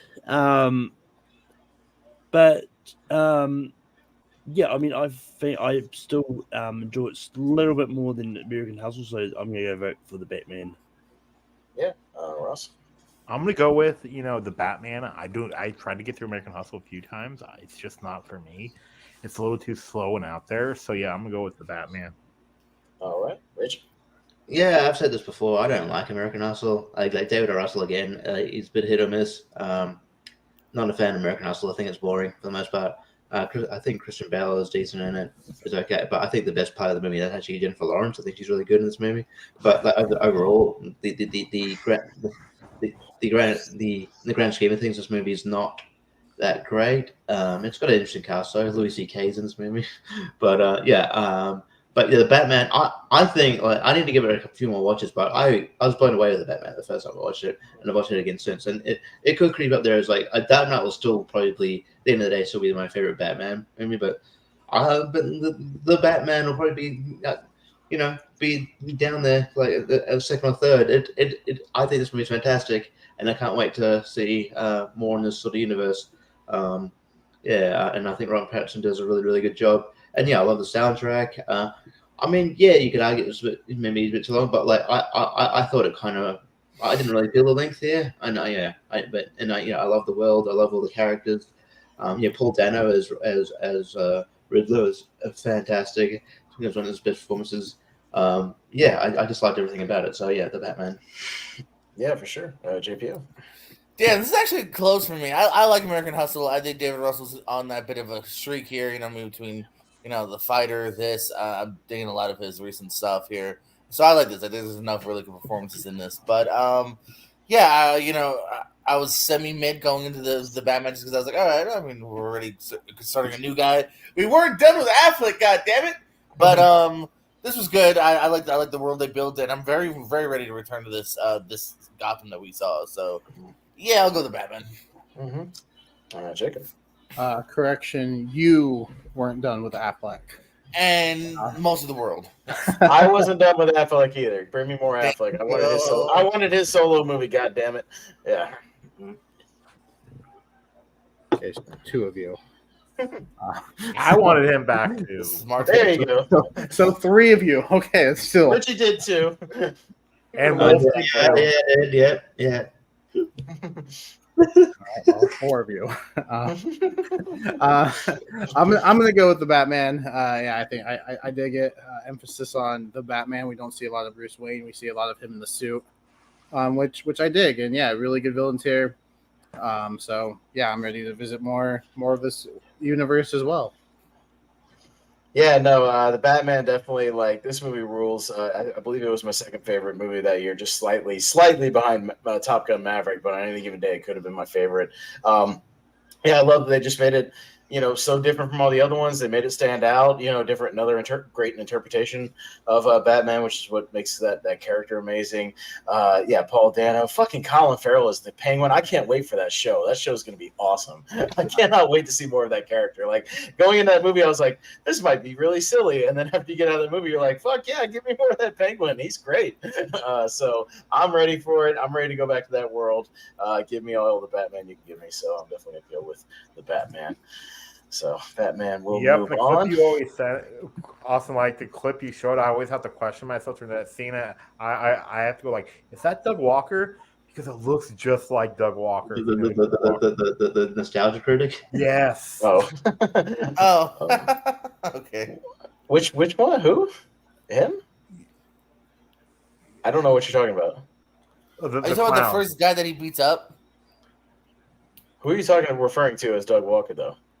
The guy that he punches, the Batman. I always have to question because it looks just like him. Oh, okay. The guy who pummels in the subway? Okay. Yeah, the face with the face. Oh, okay.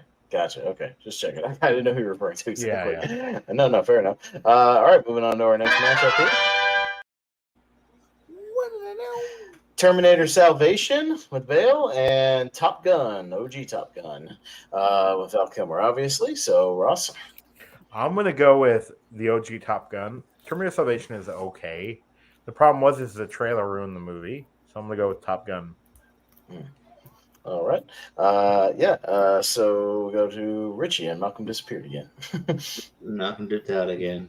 Not even saying goodbye, just Irish goodbye. A Kiwi goodbye. Just anyway. Rude. But yeah, I'm sort of with the consensus of like some people on the panel like I sort of I guess came Top Gun late, and where I'm like, it's fine. I think it's maybe just a relic of its. I mean, it's a product of its time, I guess. Where it's like, Top Gun Maverick is so much better. And Terminator Salvation, I think it's all right. Like, it's not. I don't think it's great or anything, but like, out of the Terminator movies we've gotten, I think it's one of the better sequels we've had. So I'll go Salvation. Yeah, JPO. Outside the first bangers, I'd go as far as to say this is my favorite Terminator movie here. We were talking about defending RoboCop. I kind of always felt like I wanted to defend Salvation. I don't know if it's because of his rant. There is some messy parts about it, but I think there's a lot of good about it too. And I kind of would have been like to have continued this story with Bale, which we unfortunately never got. And I think Top Gun is kind of a product of its time. It's not something I really want to go back to. So I'm gonna go Salvation. I agree with the trailer thing might be shitty, but I'm trying not to hold that against the movie itself, though. So Salvation. Yeah, but the movie though, it's supposed to be this big twist, and you already know based on the trailer. So I know, but I'm not going to hold that against the movie, though, right? Oh yeah, that's the marketing department screwing shit up like that. Yeah, always revealing shit like that in the trailers, which is nice because they did the same thing with Genesis and the John Connor reveal in that one with Jason Clarke. They did the same shit. Yeah, because if you want to talk about the worst one, it's Castaway. Showing him getting back home. Yes, literally. They have his friend tell him we had a funeral for you, everything, and then it shows him which is bleach blonde hair, going what was in it? Mm-hmm. Yeah, totally. Jacob. Yeah, I'm kind of lukewarm on both these movies. I was very late to Top Gun. I actually watched it as part of a double feature with Maverick. And I did think Maverick definitely blows this one out of the water. But I'd probably revisit Top Gun before I revisit this Terminator. So I'll go Top Gun. By the way, Malcolm said in the private chat, unfortunately, his internet issues are just way too bad right now, so he had to drop out. But we appreciate you, Malcolm. Sorry about shitty New Zealand internet. It just happens. It happens. Screw with them sometimes. Sorry to hear about that. That's okay. We'll go on with the five of us. You can catch him on Rankum. Yeah, totally. I did revisit the original Top Gun before Maverick. I picked up the 4K. I like certain things about it. The action scenes are good, but the movie itself just doesn't work a lot. Obviously, I love Maverick way, way more. But I'm also a defender of Salvation. It might be my third favorite Terminator movie, behind the two originals, obviously, because I like the fact they set it in the damn post-Judgment Day world and didn't do more time travel. Finally, just set it in that time period. I find that interesting. And I like the cast, and I like where it goes. So I'll also go Terminator Salvation. So with that, 3-2 for Salvation there. And we'll go on to our next matchup. Top Gun. We got Top Gun Maverick versus Exodus Gods and Kings. I know Val Kilmer's not a big part of Top Gun Maverick, but I figured, where his character goes, his character is essential to the movie. You know what I mean? So I understand if you don't vote for it because of that reason. We'll see. But Exodus versus Top Gun Maverick. Richie's up first. Yeah, I'm not a fan of Exodus, Gods and Kings at all. I think it's one of the best movies. And Top Gun Maverick is great. And I agree with its inclusion on here. It's I debated the inclusion just because he's kind of a glorified cameo, but again, his character is I think critical to the plot of the movie. You know what I mean? Like it has. His presence felt throughout the movie. Oh, for sure. Yeah, definitely. Yeah, I'll say Top Gun Maverick for sure because Extra's got the kicks on very good. No, totally. JPO. I mean, yeah, I can definitely see the debate. But yeah, Exodus is no. So yeah, and Maverick. Oh yeah. So yeah, complete opposite. So yeah. No, for sure. Jacob. Yeah, I didn't care that it was a, like you said, a glorified cameo. I do think he's integral to the plot, and I think it's a real good moment in the movie. So I'll go with Top Gun Maverick. I think it's just a better movie overall too. Yeah, no, like I said, just slightly above the Batman that year for my favorite movies. Yeah, Top Gun Maverick. Again, not being a fan of the original movie, didn't know what to think of it. And yeah, this movie kicks ass. It's great. Just a really good time at the movies. You can tell I love just the last, 10, 15 years of Tom Cruise, man, just making great, entertaining movies for people to enjoy. So, he put his heart and soul into this movie, and you can tell. So I'll give it to Top Gun. Ross? And The Mummy. I'm going to go with Top Gun. Well, even then, I could tell that wasn't really his fault necessarily, Right. That movie let him down more than anything. Yeah, I think he put his heart and soul into that movie too. It just wasn't. It didn't be a good product. Yeah, he's not the problem with that movie. There's a lot of other problems with that movie. Ross, I never saw Exodus, Gods and Kings. It didn't really look like my thing, so I'm gonna go with Top Gun Maverick. Yeah, sounds good. So it'll be a clean sweep for Top Gun Maverick, and we'll go on to our next one. Top Secret with Val Kilmer versus Jackie Brown with Michael Keaton in there. So we will go to JPO. I've kind of warmed up to Jackie Brown more and more over the years. So I'm gonna go Jackie Brown here. Yeah, for sure. Jacob. I don't think I've heard of Top Secret, so I will also go with Jackie Brown. Because I've actually heard of it. Haven't seen it. It's on my watch list, but I've at least heard of it. So. Top Secret's sort of like in the vein of like Airplane and all that. Yeah, it's like a Zucker. It's like a Zucker Abrams movie. Yeah, it's like kind of a spy spoof movie with Val Kilmer. It's a fun little '80s one. It's not bad. It's pretty good. It's not as good as as Airplane and Naked Gun. In my book, but I think it's still solid. But Jackie Brown might be like my fourth favorite Tarantino movie. It gets better and better every time I see it.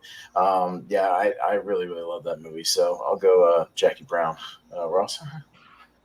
Well, I've seen Top Secret. I remember I love the part where the Nazis are speaking in like perfect British accents, but Jackie Brown's my favorite Quentin Tarantino movie. So, no, fair enough.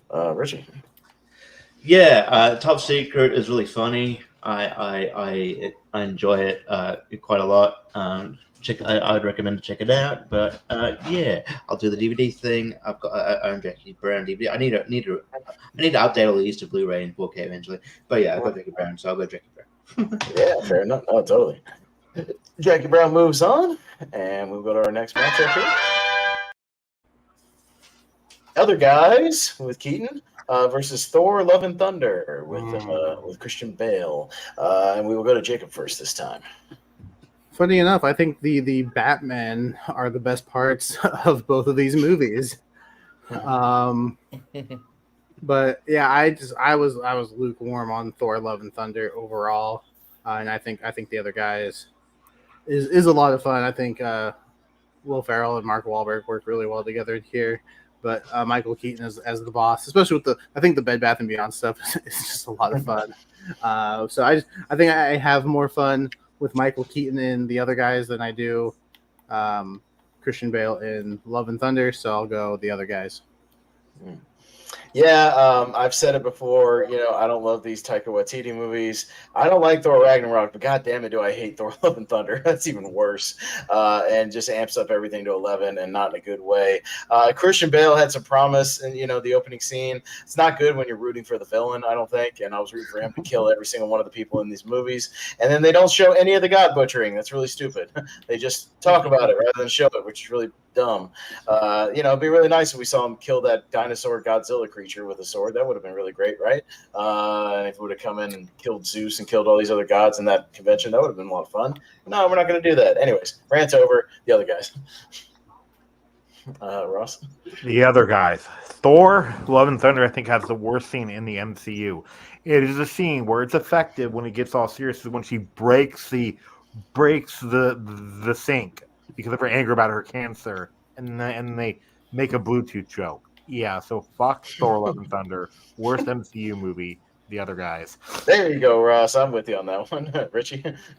I don't vehemently hate Love and Thunder like you guys. I think it has its problems, but I think overall I liked it okay. But yeah, I love the other guys. I think it's really fun.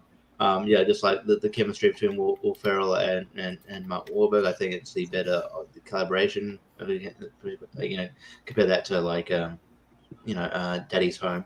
I think this is a better one. Yeah, I think it just works. I like the running joke where like Will Ferrell can't admit that he's like, maybe batting above his league, and he's got a hot wife and Eva Mendes. That was really funny. That's really funny. Yeah, I like The Rock and Sam Jackson's cameos. I like everything about it. Michael Keaton's really good in it. And Steve Coogan, and yeah, so I'll go the other guys here.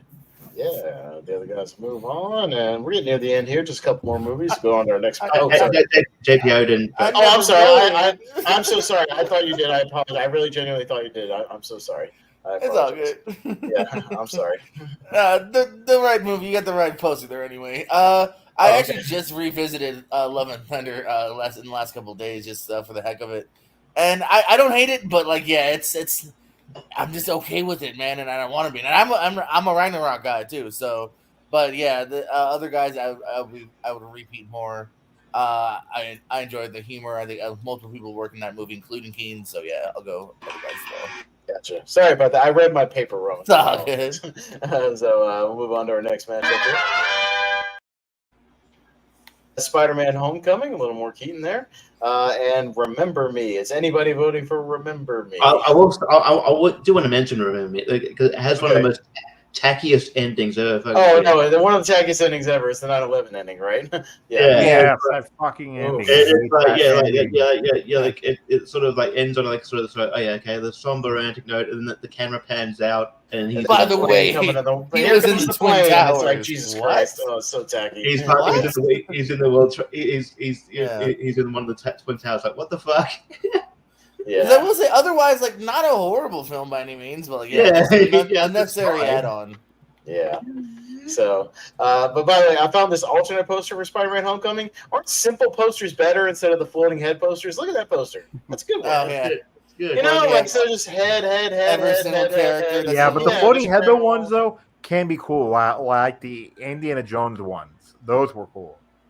Sometimes, but that's not just. I prefer include every character. I prefer simplicity. You got Iron Man there in the background, Spider-Man in the foreground. That's all you need. That's all you need to sell the movie. I'm all about it.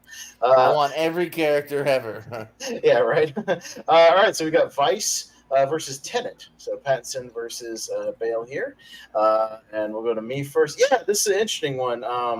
Because I visually I like Tenet. There's a lot of things going on there that I can see the technical prowess behind it, but I don't understand a goddamn thing about it, and I think Nolan's the only one who does. And I'm so glad he got back to regular stuff like Oppenheimer, because Oppenheimer was great. But I might actually go Vice here. I liked it a lot more than I thought I would when I first saw it. And again, I like this Adam McKay run here, and the cast is great. So I might go Vice here, but we'll see what happens. Ross? I'm going to go with Vice only because I cannot understand a word of Tenet at all. And then the funny thing was, I was having ear problems when I was watching it. So I told my mom. My mom said, "Oh, Ross, is it because of your ears?" So I played her the boat scene where they had the boat audio all the way up, and she said, "Oh my God," she said, "my ears are perfect, and I can't hear a word they're saying." So yeah, Vice. Even though I don't love Vice, it's better than Tenet. Okay, Richie. Yeah, I don't like Tenet at all, and I'm glad he's got more grounded in Oppenheimer, but this is during the height of the pandemic. I feel like Chris was a bit insufferable about how much he thought Tenet was going to do well. He said it was going to save cinema. Well, shut up. But then it was it came out, and then I didn't understand any of it. The sound mixing is fucking terrible. It's just loud. You can even hear the dialogue. Some like the actors, including Robert Pattinson, have come out and go, "Yeah, I didn't really understand what was going on either. I just fucking did the script, just said the dialogue, and there's just like, oh, yeah, it's a movie you got to see twice. I'm like, yeah, well, I saw Interstellar twice, and I got it at the end. I got it after a while, but I got to see 10, 30 times, still not really get it. So yeah, no, this is to mark of a bad movie. I'm sorry. The performances are fine. But yeah, I'm gonna go Vice. Okay, JPO. Yeah, man, I'll double that, man. I wanted to like Tenet, I really did, but like I there's parts I do enjoy and whatnot, but it's definitely lower tier Nolan for me. There's so much exposition dialogue. I feel like what was it every time? I think Pattinson was there just for the exposition dialogue. You know what I mean? He'd pop in, try to explain shit, and like it felt like an unnecessary character rather than like. You mean explain it to the protagonist, named protagonist? Yeah, that guy. You know what I mean? Yeah, and like. No one's having fun, not Washington, not Branagh. Like, I don't know. It didn't do much for me. And Vice, again, I mentioned before, I like the new kind of Juicy McKay movies. And this is a good one, I think, actually. I think Bale's great. I like his closing monologue. So, yeah, Vice will get my vote here. Yeah, Jacob? Yeah, people don't understand Tenet, just like I don't understand why Batista and Alberto Del Rio were feuding in 2014 before WrestleMania. It is what it is. But I haven't seen Vice, and I like Tenet enough that I'll give it a vote. No, fair enough. All right, so but with that, Vice, we'll move on. And we'll and Adam McKay's new show is really good too. I don't know what that What's is. his new show? Winning Time. Oh, I want the season 2. The Lakers, yeah. Oh, okay. I didn't know what that was. Okay. Next matchup. Gruber with Val Kilmer as the villain in there versus Empire of the Sun with the baby. What's his name? Dieter von Kuhn or something? Something like that. I'd have to look it up. Yeah, something like that. Yeah. And a whole host of wrestlers, right, JPO? Name them off. Yes. Right Kane, Khali, Mark Henry, Jericho, Big Show. He's the only one that lives. Maybe someone else. Yeah. Oh, MVP. MVP. All right. Ross will start you off on this one. Okay, I've seen MacGruber. It made me laugh, but I think Empire of the Sun is actually a very underrated Spielberg movie. So yeah, Empire of the Sun. Yeah. Richie. Yeah, I think MacGruber's one of those oh yeah, cool. In the back. I was just checking. I couldn't remember if that was the last one. I think MacGruber's cool. Something is you don't even know, like they haven't done a Saturday Night Live sketch into a movie in a while, and for good reason, because most of them didn't work. But I think this works. Although I don't think it really works as much as a TV show. I started watching TV shows, not as good, not as good. But yeah, the movie itself is really is quite good. Yeah, I like the cameos, and yeah, it's just it knows what it is. It's very stupid, but in a self-aware kind of fun way.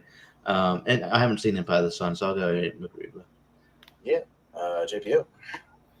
I had fun with MacGruber. Forte, I really get a kick on him. TV shows watchable as well as said, but no, Empire of the Sun is something I saw probably the last 10 years or so, and I really liked it. I thought it was a less talked about Spielberg movie here. You can see young Ben Stiller pops up as well, and and Bale too. I mean, fucking 8-year-old Bale is just killing it, man. You'd be like, oh shit, this kid's a better actor at 8 than I ever could be. So yeah, give it to Empire of the Sun for me. All right, Jacob. Haven't seen either of these. I've seen clips of MacGruber, and it just doesn't really do anything for me. So I'll go Empire of the Sun. I'll suck your dick. Just vote for MacGruber, please. Whoa. I don't think I want to be here anymore. I watched Empire of the Sun for the first time, I think when we were doing our Spielberg tier ranker way back when. I was filling in some gaps. I liked about the first 45 minutes of it, then I kind of check out of it. It didn't do a ton for me. But yeah, I like MacGruber as well enough, and Val Kilmer's a lot of fun in that movie, so I'll give it to MacGruber. But Empire of the Sun, it looks like we'll move on in this one. And yeah, that is the end of that bracket. It is speed round time. You see, once again, it can be done under 2 hours. We can still have fun, still still get it done. Get that speed round. It can be done. And we'll be back with the speed round right after this commercial message. Batman's battle against crime never ends. And now you can bring the action home. Batman, haha, you missed. Yeah, but I only missed once. You can't escape Joker. Just watch if you can. You won't be alone for long. And in the Batcave. No criminal can hide from Batman. Batman, gotta run to jail. Each item sold separately from Toy Biz. Man, Yeah. toys right there. Actually, that's my favorite. Like you like side guy in a comic book movie ever. As a henchman, is Bob. No, he's a lot of fun. No, I just those commercials are always great. There was always a kid going like, "Yo, get it, Joker! Let's go get it, Batman!" Like that was always the best part. Just like, who plays like that? I don't know, by yourself. Yeah, but also like I even as a 34-year-old man, I'm like it doesn't play. I'm like they make me want those toys. I'm like, I want them now. Yeah, no, yeah, those me look like too. fun toys, man. Have you ever seen toys? Have you ever seen the commercial for the Hook toys? They're hilarious because it's these bunch of kids playing and they're all going hook, hook, hook, pan, pan, pan. Rufio. Yeah. No, silly stuff. All right, speed round time, you guys. You know how the drill works. 10 seconds or less. Let's get it done and see which one of these Batmen win this whole thing. Richie, we'll start with you. Kiss, kiss, bang, bang, rate of fire. Kiss, kiss, bang, bang. All right, JPO. Pew pew. Sounds good. Jacob. Kiss, kiss, bang, bang. All right. Ditto for me. Kiss, kiss, bang, bang. And Ross. Kiss, kiss, bang, bang. All right. Clean sweep for the kiss, kiss, and the bang, bang. Got the Flash and Beetlejuice. Keaton versus Keaton here. JPO. Beetlejuice. Jacob. Beetlejuice. Yeah, I might also go Beetlejuice. Yeah, Beetlejuice. He didn't show up. And Richie. Beetlejuice. All right, yeah, he didn't appear out of nowhere, but so down goes one Batman movie as down goes the Flash. Moving on to the Lighthouse. Batman-esque. Yes, it still counts. I mean, it is. I mean, okay, it's not a Batman solo movie, but it's still a Batman movie technically. But anyways, the Lighthouse versus Tombstone.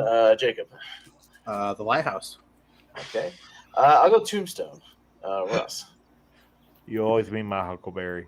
Tombstone. All right, Richie. Lighthouse. All right, comes down to JPO. Tombstone moves on. All right, I got Real Genius and Batman Begins. Me, I'll go Batman Begins. Ross. Batman Begins. Okay, Richie. Batman Begins. Yeah, JPO. Batman Begins. All right, and Jacob. Batman. Clean sweep. Batman Begins. God, this could be a tough one. Birdman and Spotlight, two of the Keaton greats of the 2010s here. Birdman and Spotlight, tough one. Ross. Best picture winners too. Oh yeah, for sure. Ross first. I'm gonna go with the better performance, and that's Birdman. Okay, Richie. Birdman. All right, JPO. I also have a golden kitty. Ever seen my golden kitty? Birdman. Okay, Jacob. I'd go Spotlight. I would also go to Spotlight, but I'm not mad about Birdman going through. So Birdman. We'll go Ghost in the Darkness versus the Prestige. Richie. Prestige. JPO. The Prestige. Jacob. The Prestige. I will also go with the Prestige. And Ross. If it didn't have that thing in the beginning, I would have gone with Ghost in the Darkness. But since it straight out lied, I'm gonna go with the Prestige. Okay. Doesn't the Prestige also kind of lie to you, though? What a man of morals. No, it's a different type I'm of moving lie. bullshit at the beginning, and I'm out. Yeah, right. I'm out. This is a fun lie, Yeah. like versus That's fair. like Ghost in the Darkness says 100% of this happened, and it didn't. So Yeah, no, he's salty about that. I get it. God damn the rest of the movie. Yeah, I know. I guess it says the same thing about Texas Chainsaw Massacre, right? So, what you would see. Yeah. This could be a tough one. We got the Founder against the Dark Knight. This could be a tricky one. JPO. That's still not tough because it's the Dark Knight. Okay, no, fair enough. Hey, Founder's a good movie. Jacob. That is. I'll show some love to the Founder.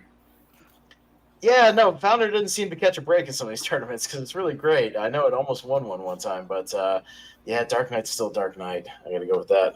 Ross? The Founder's Michael Keaton's second best performance, so I'm going to go with the Founder. Okay, comes down to Richie. Yeah, the Founder's great. Ray Kroc, the character's a huge arsehole, and he plays him really well. But I have to go Dark Knight, yeah. Where is your sense of fun and adventure? It's in the Dark Knight. Okay. Gotcha. All right, got The Big Short versus Batman Returns. Yeah, we'll see where this one goes. Jacob. I'm going to go Batman Returns. Yeah, and this one I might go with how many sheer times I've seen the movie, which is Batman Returns by like 100. So, Ross? Batman Returns. Richie? I got Big Short. Okay, JPO? Woo! Batman Returns. All right, Batman Returns hangs in there. All right, so all the Batman movies, other than Flash, but all the actual Batman movies are still in the tournament thus far. We'll see how they do on the other side, though. As we'll start with another Batman movie. Got Batman Forever against Mr. Mom. Me, Batman Forever. Ross? Mr. Mom. Okay. Richie? Batman Forever. All right, JPO? Yeah, Batman. Okay, Forever. and Jake? Batman Forever. All right, Batman Forever hangs on. Got The Dark Knight Rises versus Ford v Ferrari. Ross? Dark Knight Rises by a hair. Okay. And Richie? Dark Knight Rises. Yeah, JPO? Ford v Ferrari. Okay. Jacob? I'm leaning slightly towards Ford v Ferrari. And I'm leaning way towards Dark Knight Rises. So Dark Knight Rises. Because I love that movie. 310 to Yuma and Batman 89. Richie. Oh, shit. Yeah. I'm using my 10 seconds. That's fine. Shall I play an actual 10-second countdown for you so you know how much time you have? Sure. Here you go. Batman 89. Okay. Pause that. All right, Batman 89. JPO. Batman. All right. Jacob. Batman. Yeah, for sure, Batman. Batman 89. All right, clean sweep it there. But I was worried for a second. It was 310 to him. It's really good. But all right, The Fighter and RoboCop. JPO. The Fighter. All right. Jacob. The Fighter. Okay. Ross. Or excuse me, me. The Fighter. Sorry. Ross. Now Ross. I Okay, skipped myself. what do you think? Fighter. What a silly goose. I skipped myself. Anyway. Austin, what does me think? Well, that's better than skipping other people, I guess. Richie. The Fighter. The Fighter. All right, The Fighter will take this one. And we'll go to The Batman versus Terminator Salvation. Jacob? The Batman. Yeah, I got to get The Batman. Ross? The Batman. Okay. And Richie? The Batman. Oh, God. And JPO? Clean sweep. Clean sweep. All right. So all the Batman movies are still safe into the Sweet 16 here. But we still got a few more movies. Top Gun Maverick and Jackie Brown. Me, you know what? I'll champion Jackie Brown in this one. Ross? Jackie Brown. Okay. Richie? Top Gun Maverick. JPO? Maverick. Maverick. And Jacob? Maverick. Okay, Maverick takes that one. And over here we got The Other Guys and Spider-Man Homecoming, Keaton and Keaton. Ross? Spider-Man Homecoming. Okay. Richie? The Other Guys. JPO? Creep. Yeah, I vote for Spider-Man Homecoming. All right, Jacob? The Other Guys. I'm going to go with The Other Guys. So the Other Guys will take down Spider-Man. Got Vice and Empire of the Sun over here. Final one. Richie? Vice. Vice. JPO? Empire of the Sun. Empire of the Sun. Jacob? Vice. Vice. I'll go Vice. Ross? Empire of the Sun. All right, close one, but Vice will take it. All right, so this is Sweet 16. Our Batman movies are still alive. Let's see how many of them make it into the Elite Eight here. At least one of them's getting knocked out. Something's getting knocked out here. Yeah, we'll have to see what happens. So, yeah, we're going to start with Kiss Kiss Bang Bang and Beetlejuice over on the one side. Start of the Elite Eight here. JP will be up first. Beetlejuice and Kiss Kiss Bang Bang. Beetlejuice. Beetlejuice, all right. Jacob. Beetlejuice. I'll also go Beetlejuice. And Ross. Kiss Kiss Bang Bang. Okay. Richie. I would have gone Kiss Kiss Bang Bang. Oh, it's a close one, though, but Beetlejuice will be the first one in. So Keaton officially has the first movie of the Battle of the Batman here into the Elite Eight. All right, writing that down real quick. All right. Moving on down to Tombstone and Batman Begins. So Jacob will be first on this one. Batman Begins. Okay. Man, this is hard. Batman Begins. Ross. Tombstone. Okay. Richie. Batman Begins. And JPO. The Dark Knight starts. Okay, sounds good. All right. The Dark Knight emerges. Yeah. I see what you did there. Yeah. Did you use that joke last night? No. Okay, just to be sure. I did have a Wolverine joke, but that was that's fine. Okay, fair enough. Release the Owens cut. That's right. You said you recorded it. You got to release it now. I did, yeah. Oh, you got to get him paid. I'll pay for me. Pay, set up a Patreon. Yeah. Okay. Nah, never mind. I might pay for it just since set. If you and Richie release one at the same time. Birdman versus The Prestige. I'm up first. I'll say The Prestige. Ross.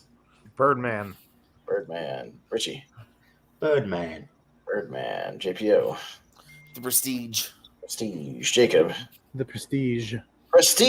So Bale's got one in, second one in there actually. So, all right, one for Keaton, two for Bale thus far. Ross will be next for The Dark Knight and Batman Returns. Finally got a Batman versus Batman here. Batman Returns and The Dark Knight. I know that it's not gonna. Ross? I know it's probably over, but I still prefer Batman Returns to The Dark Knight. Hey, vote for whichever one you want. Richie. Dark Knight. JPO. Yeah, man, love what you love, even though it's wrong. Dark Knight. Jacob. Batman Returns. Dark Knight's still the second best Batman movie, so I got to go Dark Knight. So Dark Knight's in there. Yes. Yeah, I can, but I can quote Batman Returns like all the other ones front to back. So, but yeah, Dark Knight. So Dark Knight, The Prestige, Batman Begins, Beetlejuice. Very heavy on the Bale here in the first part of the Elite Eight. 3 Bales and a Keaton. Let's go to the other side and see what happens as we've got Batman Forever. Oh, another Batman match. Got Batman Forever and The Dark Knight Rises. So another Batman movie get knocked out here. All right. So it'll be Richie up first on this one. Dark Knight Rises. Dark Knight Rises. JPO. Batman Climbs. Okay. Jacob. Which is that one? Go Forever. Dark Knight Rises, Batman Climbs. Yeah. Same thing. I'll go Rises. Ross. Dark Knight Rises. All right. Well, now with Batman Forever going out, this guy's going to be very upset about it.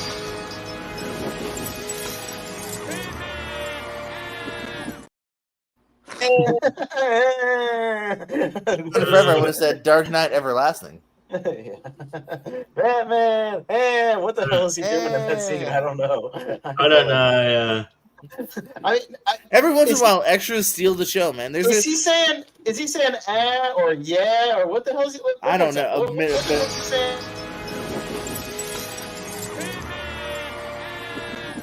I always forget that Drew Barrymore was in that movie. I think he had both lines in mind, and he couldn't get the one. Yeah, but they couldn't do a take two and be like, "Hey, buddy, clear it up a little bit." That's good enough. Maybe he was so bad that like that's his best take, and they're like, "Fuck it." Well, we need the reaction shot. All right, we got Batman '89 versus The Fighter. JPO. Ooh, Batman. Jacob. The Fighter. Batman '89, baby. Come on, pulling for it. Ross. The Fighter. Oh Jesus, Richie. Oh, thank God. All right. It hangs on. I was gonna say it's getting very Bale heavy in this Elite Eight as well. He's crushing it right now. It's not our fault. The dude's a fucking great actor. I know he's a great actor. He sure is. All right, this is gonna be a tough one too. We got The Batman and Top Gun Maverick, my 1 and 2 of last year. Jacob. Ugh. Yeah, all right. I glitched out. Hey, I'm here. I glitched out. Hello. Okay, we haven't voted yet. It's fine. You there? You there with us? Okay, cool.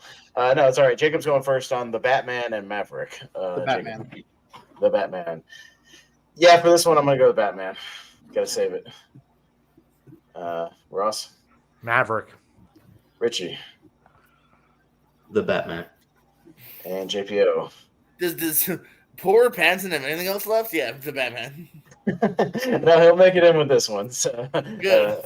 Enough. All right, The Batman makes it in there. It may be Pattinson's only one, that's for sure. Because we got. It's either going to be another Bale or another Keaton. So we got the other guys and Vice. So it'll be me first. Also, Adam McKay battle. Oh, that's right. Yeah, I forget he directed other guys on there. So I'll take the other guys. Ross. The other guys. Okay, Richie. Yeah, sure. The other guys. All right, JPO. Yeah, sure. Vice.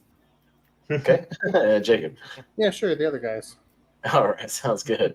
All right, so the other guys. All right, that is our Elite Eight. Yeah, so everybody except for Kilmer getting one in there. Kilmer, unfortunately, not a strong filmography in there. Buddy. Because, yeah, sorry. We got 3 had for some Keaton. shots with like Heat, but Heat and Batman Forever were probably his best shots, but unfortunately he didn't get in there. Maybe Tombstone. Yeah, so we got 3 Keatons with Batman '89, the other guys, and Beetlejuice. We got 1 Pattinson with The Batman, and 4 Bales, man. We got the entire Dark Knight trilogy and the Prestige into the Elite Eight. So, but that might make tough matchups here in the Elite Eight because we'll start on the other side with. Sorry, the thing is it's getting wonky here. Scroll out just a tad more. All right, Batman Begins and Beetlejuice. And we'll start with Ross. Beetlejuice. Okay, Beetlejuice. Richie. Batman Begins. Okay. All right, JPO. Oopsies. Batman Begins. Okay, Jacob. Beetlejuice. I'll go Batman Begins. So, Bale will hang on with Batman Begins. The Prestige and The Dark Knight. Got Nolan versus Nolan here. Richie. Dark Knight. JPO. Ooh, Dark Knight. Jacob. The Prestige. The better Nolan film, The Dark Knight. Ross. The Dark Knight. All right, Dark Knight. So we're going to get a little Dark Knight matchup on the other side here in a minute. So back over to the right, we got another Batman match. We got The Dark Knight Rises and Batman '89. It's a showdown here. JPO. Ooh, excuse me. Batman. Okay. Jacob. Batman. Batman. Dark Knight Rises. Okay. And Richie. Batman. Batman hangs on into the Final Four. Will it be an all Batman Final Four? It could be. We'll see. Can the Batman get past the other guys? Jacob. The other guys. Fuck you. The Batman by a mile. Ross. The Batman. All right. JPO. Not me. Oh, Richie, I'm sorry. I apologize. I wasn't looking at the screen. I'm sorry. That's all right. The Batman. I'm looking. I got the other screen pulled up, so I'm not looking directly at the camera. I apologize. JPO. The Batman. All right, the Batman hangs on. So we do, in fact, in the Battle of the Batman, we have a baddie final. We got a all Batman final here, as we may be expected, but which one will reign supreme? We've got the 4 strongest ones out of the group here, arguably, so here we go. All right, on the one side, we got a battle of the Nolan films. We got Batman Begins and The Dark Knight. Which camp are you in? Me first. Dark Knight.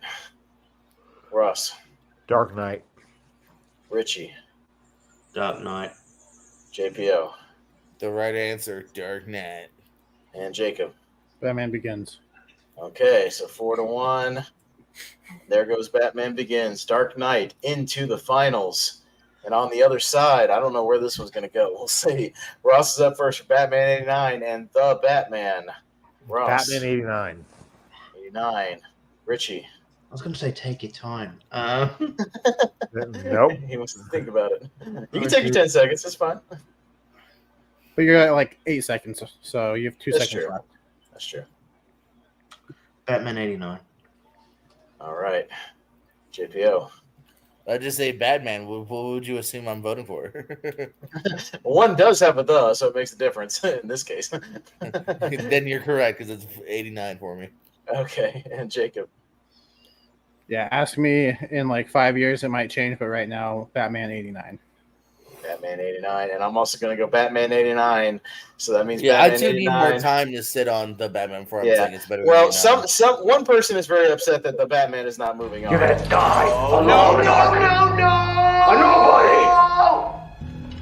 No! This is not how this was supposed to go.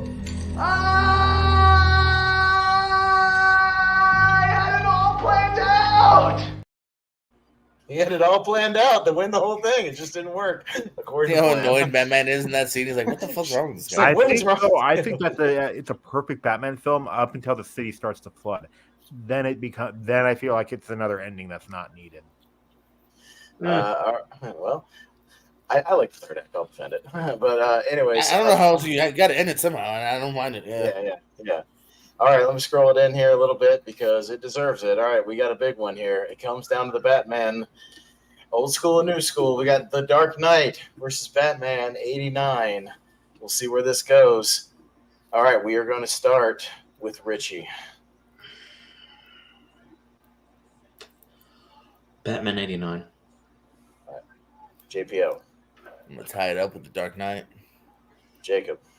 I'll go with the logic. The Dark Knight's already won the tournament. Batman 89. What was Ross going? Regardless, it's still my favorite Batman movie, Batman 89. That's where I would have gone. Ross. You're muted. You're muted. Is that Batman 89 for the win. Boom! Fuck yes! Thank you so much. God damn it! Is this the first tournament it's won? It's the first time Batman 89 has won a tournament, and Jacob was correct. Dark Knight won JPO's original top 64. So That's why he was voting for it the whole time. Because I love it. And I believe that means that's the last movie in the 128 thing. It is number 128. It is the final one that will make that tournament. Is in fact Batman 89. Man, that calls for a celebration. This town needs an enema. Now we start building the 256. And the Dark Knight, in the words of the Joker. Go with the slide.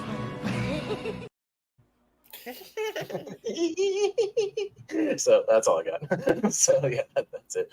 All right, guys, this is a hell of a tournament. Yeah, we had a big Bat Final Four here. Not easy there. I didn't know what was going to happen. Dark Knight could have become a 2-time champion. It definitely could have. I could have seen it going that way. But yeah, I didn't know what was going to happen if I was going to get that love for Batman 89 that I have for Batman 89.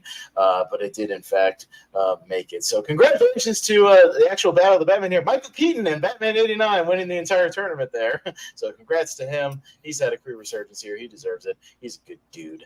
But we will wrap things up here as I bring the bracket down there. Good tournament overall, guys. We made good time as well. 217, not too bad, under 2.5. I like it. We made it happen. Thanks again for Malcolm for being here despite his internet issues. We certainly appreciate that.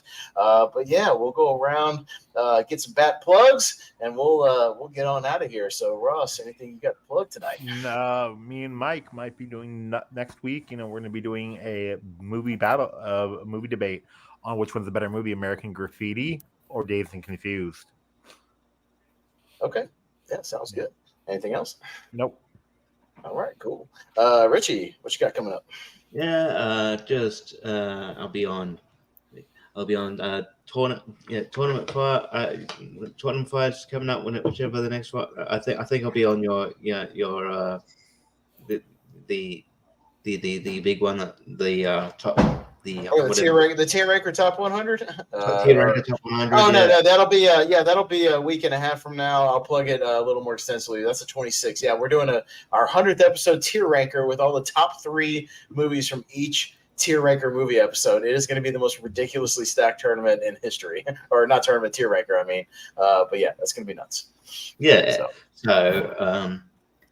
So that's going to be fun. And then, combat wrestling trivia. I'm not sure if it's still doing a free for all there, but I sign up for that. So whenever if that works out in my schedule, I'll be on that. PS Code channel. Hey, thanks for remembering me. Show about trivia, wrestling with trivia. And all that jazz, and the battleground, and All right, that sounds good. JPO, what you got going on the Pierce Co, sir, or Combat Wrestling Trivia? What you got going on? You see me popping up, of course, from here from time to time. Some more tournaments as well, tier rakers. Lonely Marks, we record usually on Thursdays, talk some wrestling, as well as you mentioned Combat Wrestling Trivia. I play over there. You see me popping up, and then, of course, my channel, the Pierce Co. We do some movie trivia. We're doing what are we doing? I'm blanking. Drafts. I forgot we're doing that Sunday, I believe, or Saturday, actually, tomorrow. So all sorts of fun stuff happening around the webs. Yeah, sounds good. Jake Barber, what you got going on, sir? Yeah, not much in the immediate future. We got the animated draft on Sunday, followed by a seen and heard exhibition. Yes. And then Lonely Marks, I believe we're going Tuesday next week. Tuesday. So, I lied. Wrong day. Sorry.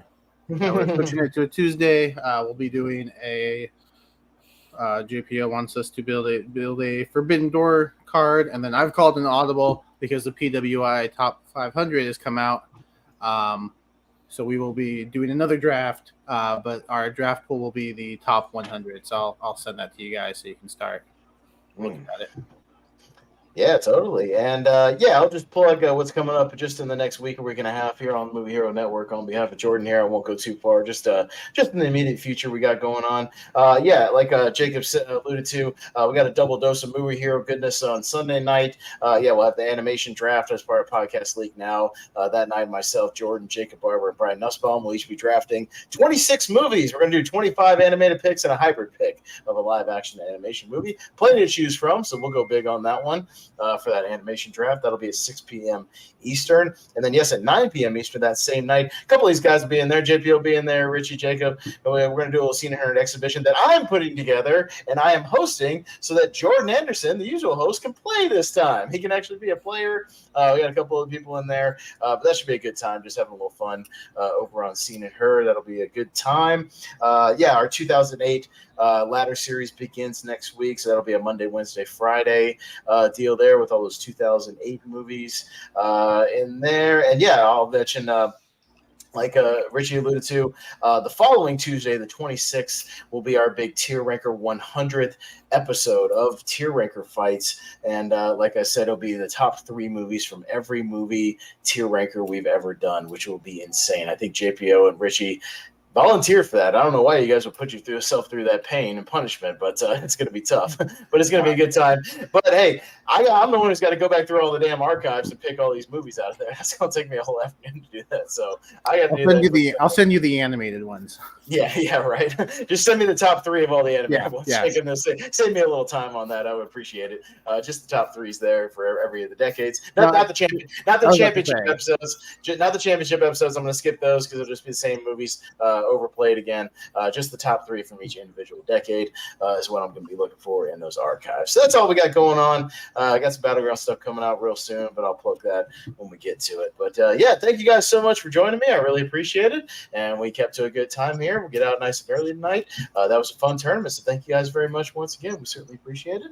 And thank to everybody who tunes in and watches either live or on the replay. We appreciate that as well. So for Malcolm, for Ross, for Richie, for JPO, for Jacob Barber, I have been host tonight instead of co-host, Austin Bat Pez Howell, and we will see you guys next time. See you next week. Same bat time, same bat station.